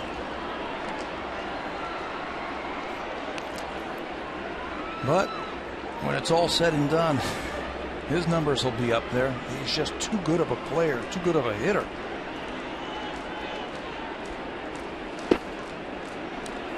Down and away. Full count. 1 out. 8th inning. Robbie Cano can get his timing on Monday in Tampa Bay. Nelson Cruz is 1 for 3. And there's ball 4 to Cano. Burley now with 3 walks, and John Gibbons has already made the call to the bullpen. Nelson Cruz singled against Burley back in the 6th. He collected just his 2nd base hit against Burley in 22 career at bats. But John Gibbons doesn't want to give Nelson Cruz a 4th look at Mark Burley. Burley with a pat on the back to his catcher Russell Martin. He'll leave this game here in the 8th, down by a run.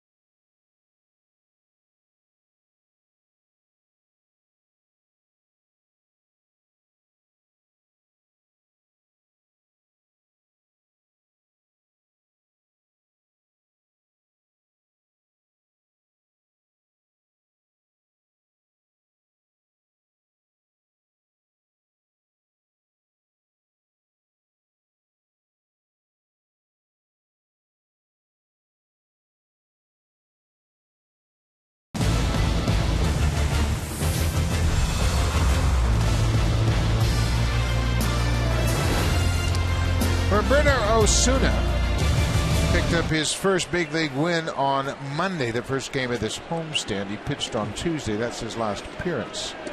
2/3 of an inning against the Los Angeles Angels.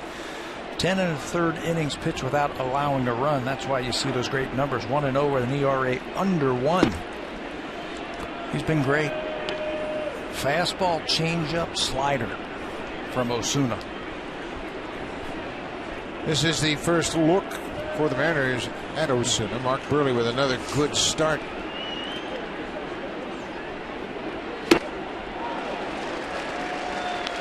You got to dial it up a notch after facing Buehrle all afternoon, now trying to catch up with Osuna. Yeah, the fastball for Mark Buehrle hits about 83, 84 miles an hour. And now Osuna, that fastball 95, it must look like 105 coming in there.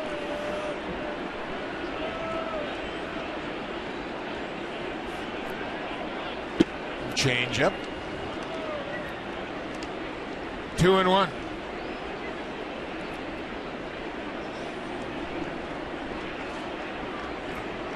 Osuna has stranded 9 of 13 inherited base runners.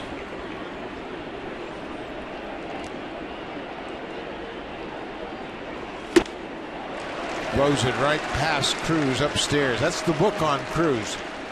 You can run the fastball up. It better be in, and anything down, we have seen that throughout this series. He can hammer it.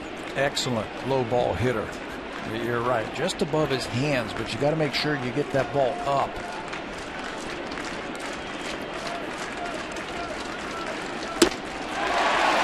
How about Osuna? He comes in and strikes out the hottest hitter in baseball, Nelson Cruz. He can turn on anybody's fastball. We have seen that in the past from Nelson Cruz, but this one is a four-seamer up, and Cruz comes up empty this time. So impressed with Roberto Osuna. Cruz leading the American League in the Triple Crown categories. Strikes out, looks out to the mound, said, "Who's that guy?"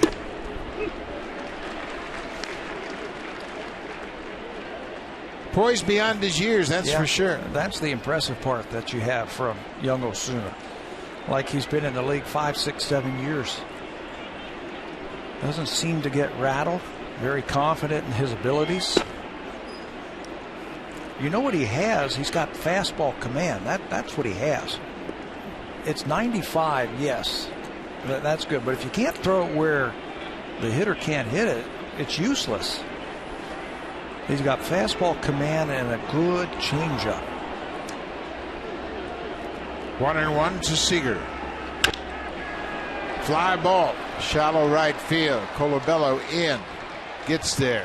Seager is retired. Osuna has stranded 10 of 14 inherited base runners. It's still a 3-2 game. Now it's time for Blue Jays Central Update.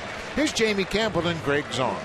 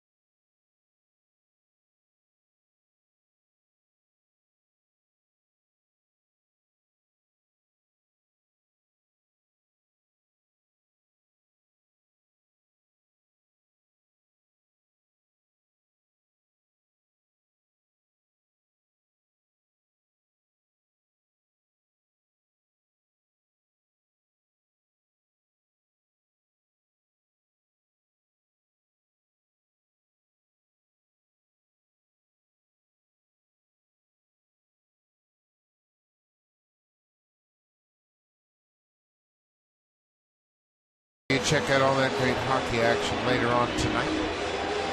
There'll certainly be more Stanley Cup playoffs tonight.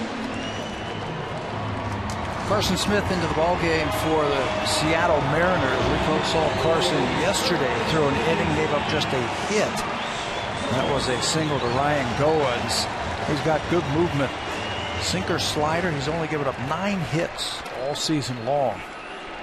For a batting average against Carson Smith, outstanding. 9 for 65 is a 138 batting average. We're in the bottom of the 8th inning. It'll be Donaldson, Bautista, Encarnacion. Top of the order.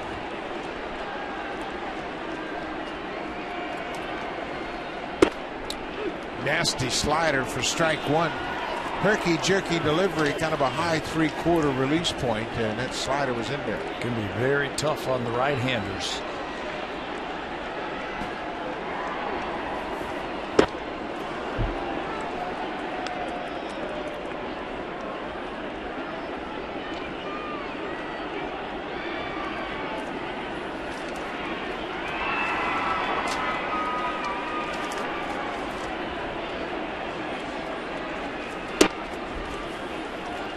Smith thought it was strike 3. He was taking a walk. That comeback fastball where you try and bend it back on the outside corner. It's just off the plate. Going back out there. Slider for the strikeout. Well, the Blue Jays have got guys coming up that can leave the yard. When you look at the home run sluggers this season, Encarnacion with 11. He's tied for 3rd. Donaldson has 9, tied for 10th. Bautista and Martin both tied for 17th. So they can tie it up with one swing of the bat. You know, closers get paid all the big money, but sometimes the game gets saved earlier. And this right here with the big sluggers, Carson Smith has to be perfect. He's got to throw good pitches. Toughest part of the lineup.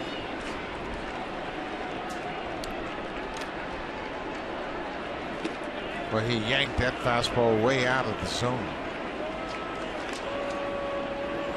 Made his first opening day roster this year, so the Blue Jays, there's not a lot of at-bats against Carson Smith.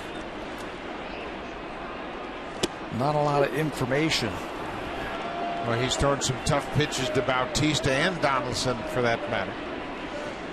We saw the effectiveness of the Angels bullpen with Joe Smith in the 8th inning. Bautista lifts a fly ball to right. Willie Bloomquist battles the sun, stays with it, makes the catch. 2 down. Well, you make a great point about sometimes the save comes in the 8th inning. It's just the fact that the closer gets credit for the 9th. Yeah, you know, sometimes you have to face the best hitters to get the hold. And he's done a good job for it. You see the 138 batting average. Mike Zunino, the catcher, does a nice job. We have seen him throughout the course of a day in pivotal points of the ballgame go to the mound, deliver a quick message, and then retreat behind home plate. He's just 24 years old.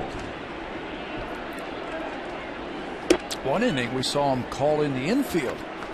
Had a message for them, and Blue Jays hit into a double play. Yeah, this is his 2nd full season behind the plate with Seattle, and he certainly has ownership of this pitching staff. Left that ball up. Messing with danger up there. That's where the pitch was the other day for Encarnacion when he doubled to right center field, off the wall, up and away.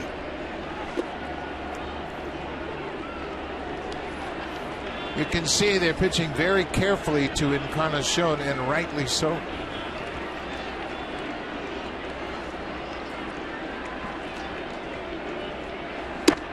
Well, they've played their share of one-run games, the Seattle Mariners. Came into this game today. They've played 41 games this season. 19 one-run games this year.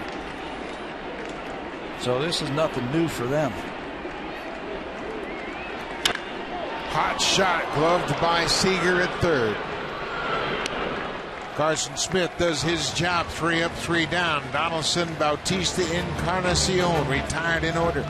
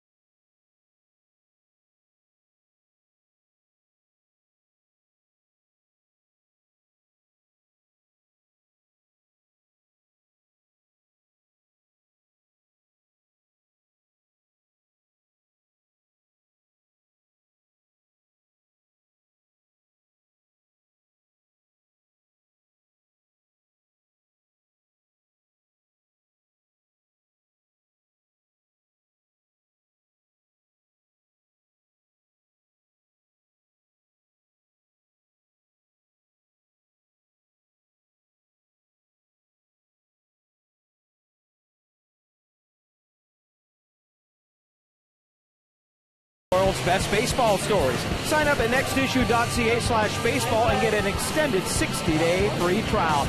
Beautiful day for Junior J's Saturday. I'm sure these kids are enjoying it. We'll have stories to tell. The next one, by the way, coming up on June the 6th. So if you couldn't make it out today, get your tickets at BlueJays.com for the next Junior J's Saturday. Buck? Thank you, Barry. New pitcher into the ballgame is Brett Cecil as Osuna went 2/3. He struck out Cruz and got Seager to fly out to end the 8th. Cecil on here in the 9th. He is the closer for the Blue Jays, but he just has not had that many opportunities this year. His last save came on May the 4th versus the Yankees. 2 for 3 in save opportunities this year. He hasn't pitched since Monday, that Victoria Day game. Pitched an inning in that game. Had a couple strikeouts through 15 pitches. Justin Ruggiano 0 for 2 with a walk, center fielder, starting things off here in the 9th.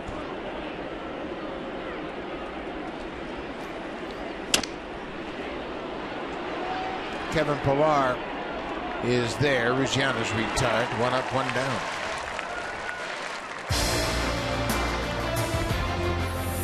The championship-winning Honda CRF 450R for those who dare to ride red.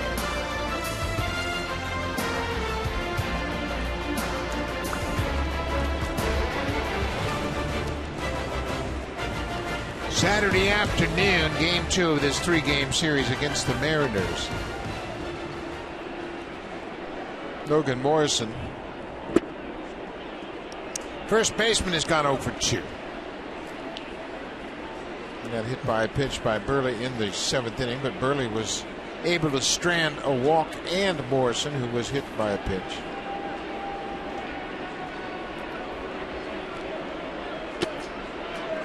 He waves at that breaking ball. Brett will throw a few more cutters to left-handed batters than he does right-handed batters. He'll also throw a few more fastballs percentage-wise against the left-handers, and then finish him off with that good curveball.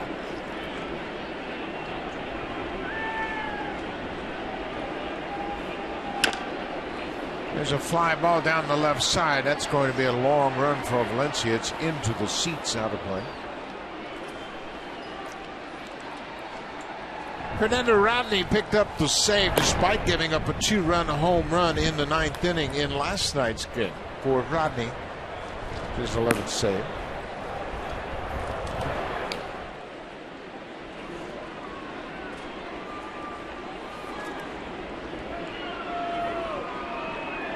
For the Blue Jays, scheduled batters in the 9th, Martin, Valencia, and Colabello, who hit that home run off Rodney. A ball and 2 strikes. Swing and a miss. There it is. Good curveball. He gets the 2 strikes against those left-handed batters, and 35% of the time he's going to throw that curveball. It's sharp. It's hard. You can see it's a knuckle curve. He's got that index finger on top of that baseball, so he can pull down with that middle finger and create great spin on that ball. Catcher Mike Zunino had a sacrifice bunt. He's 0 for 2.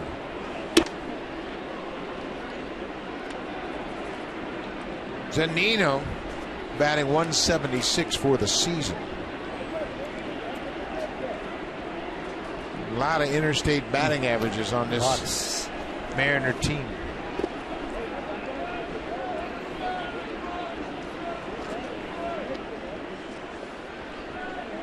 Lloyd McClendon, good hitter when he played, hitting coach, has really been baffled by some of the struggles with his players. I'd like to see them be a little more aggressive on the fastball. There's a fastball hack. And fastball and a fastball swing.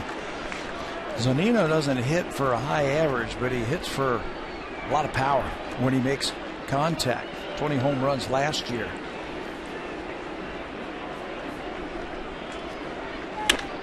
This ball is pulled to left. That's going to drop safely and slam into the wall. Valencia plays it well. Zunino's going to have to put on the brakes and stop with a long single. Danny Valencia did a good job of playing that ball off the wall. And then get it back in quickly. Zunino came around first base. You can see how hard this ball is hit to left field. He came around first base, was thinking about going, stopped, then was thinking about going once again, and then finally put the brakes on there. He's thinking 2 all the way, slows down, and then starts it again, and then says, you know what, I better get back to first base or I'm going to be out. Good play by Valencia.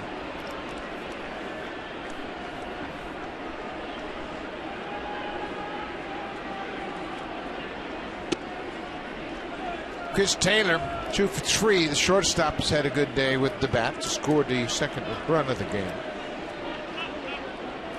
for the Mariners in that 3rd inning.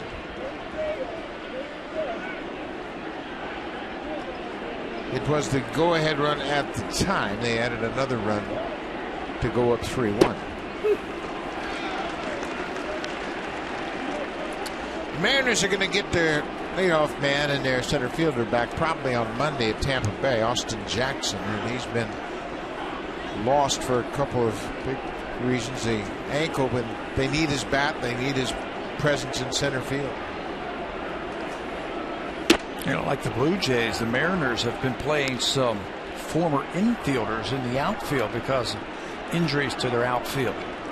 Ricky Weeks was an infielder when he was with Milwaukee.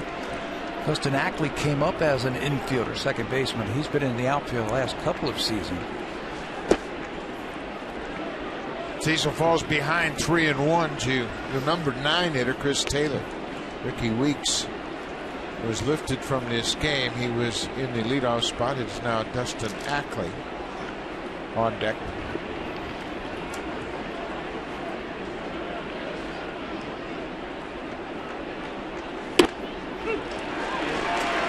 Full count. Zunino at first.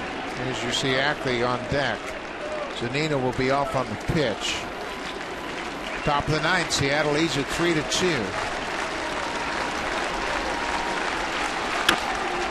Fly ball to center. Pilar to his left. The inning is over. Cecil gives up a single and nothing more. We'll go to the bottom of the 9th. Russell Martin, Danny Valencia, Chris Colabello against the closer, Fernando Rodney.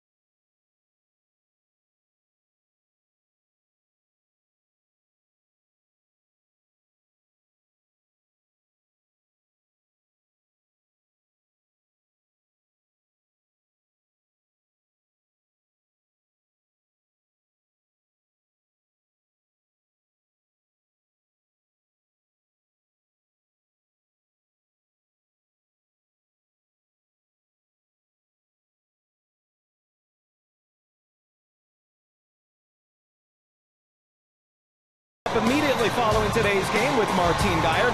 And then at 4:30 Eastern, it is the MasterCard Memorial Cup. Rimouski facing Oshawa. Again, 4:30 Eastern, 1:30 Pacific, right here on Sportsnet. Lots to talk about this afternoon. The Yankees and Texas playing in New York. It's 15-1 for the Texas Rangers. They knocked CC Sabathia out of the game early. Fernando Rodney picked up his 11th save last night. He gave up a 2-run home run to Chris Colabello, but the Mariners won 4-3. Yeah, it wasn't a clean inning. 11 for 12 now in saves for Fernando Rodney with a .661 earned run average. Gave up that home run on a changeup. Now it's a 1-run ball game. Rodney has been doing it for a long time. 48 saves last year. Seth Smith has moved in right field defensively. Rodney with that .661 ERA. That's the highest of any major league closer with 10 or more save attempts. That's an inflated earned run average for sure. Well, the Blue Jays, they got the cleanup man to start things off. Russell Martin and Danny Valencia and Chris Colabello.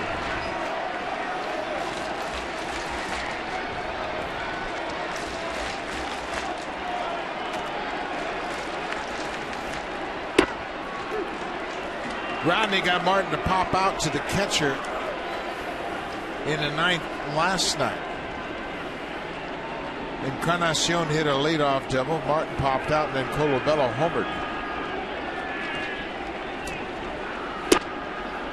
Ball and a strike to Blue Jays catcher.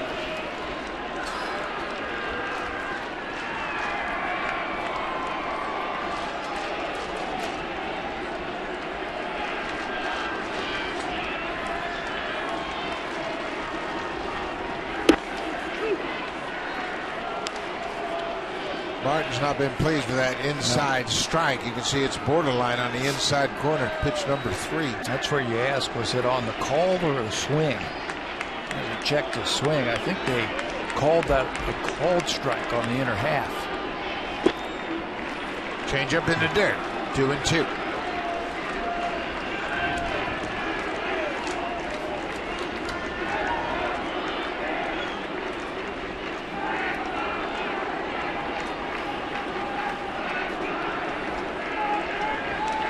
Seattle is 10-9 in one-run games.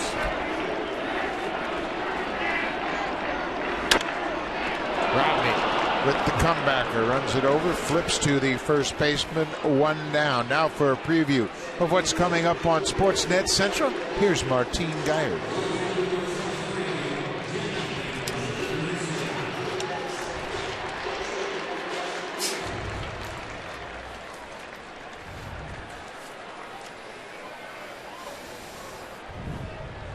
Thank you very much, Martine. So make sure you check in with Sportsnet Central right after this game. This is Danny Valencia. He's gone 2 for 3 this afternoon. There's that changeup. Rodney's basically fastball changeup. You have to guess along with him. Sit on one of those pitches and then swing hard. The Blue Jays have had their success against Fernando in the past. He's lost 6 times to him, and he's also blown 2 chances against the Blue Jays in his career.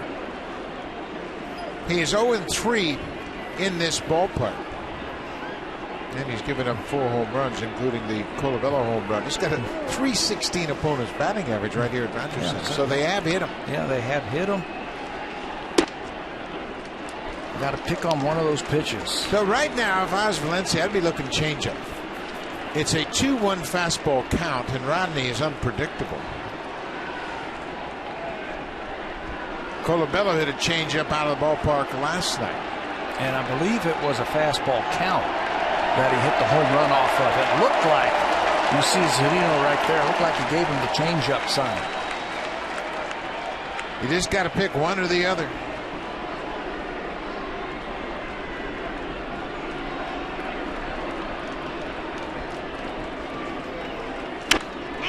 Pop back.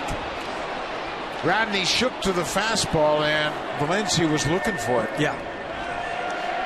And it was a high fastball. Well, now with 2 strikes, you don't have that luxury. Short and quick. Yeah, you're just looking for the baseball right here. You're not trying to hit a home run. You're not trying to get an extra base hit. You're just trying to put a good swing on it right here.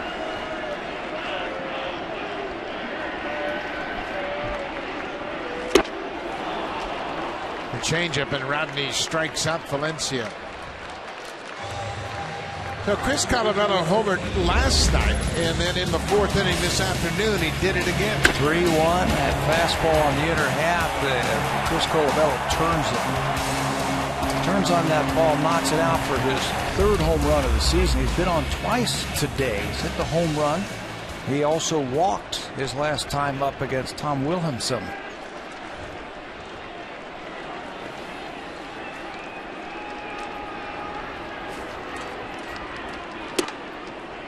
96, but outside.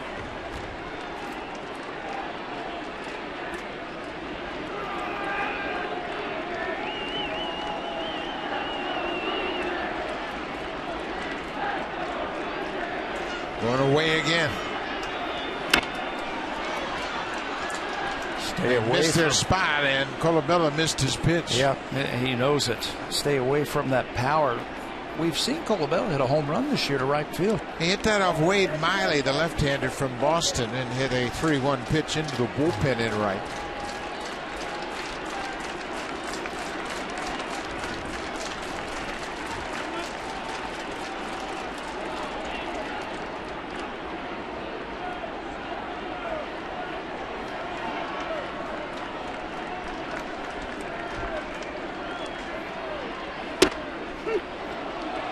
Right on the corner. I think that's where they need to stay. Stay away from Colabella turning on another pitch.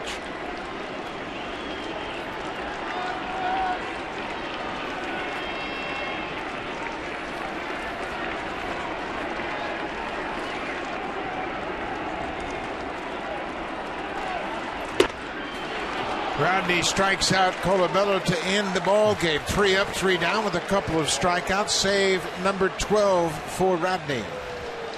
The Blue Jays fall to 2-10 in 1-run games. Yeah, Mark Burley again pitches a very effective game for the Blue Jays. They only come up with 4 hits again today against a very good pitching staff. The Seattle Mariners, they get just enough hitting to squeak out another 1-run game for the Mariners.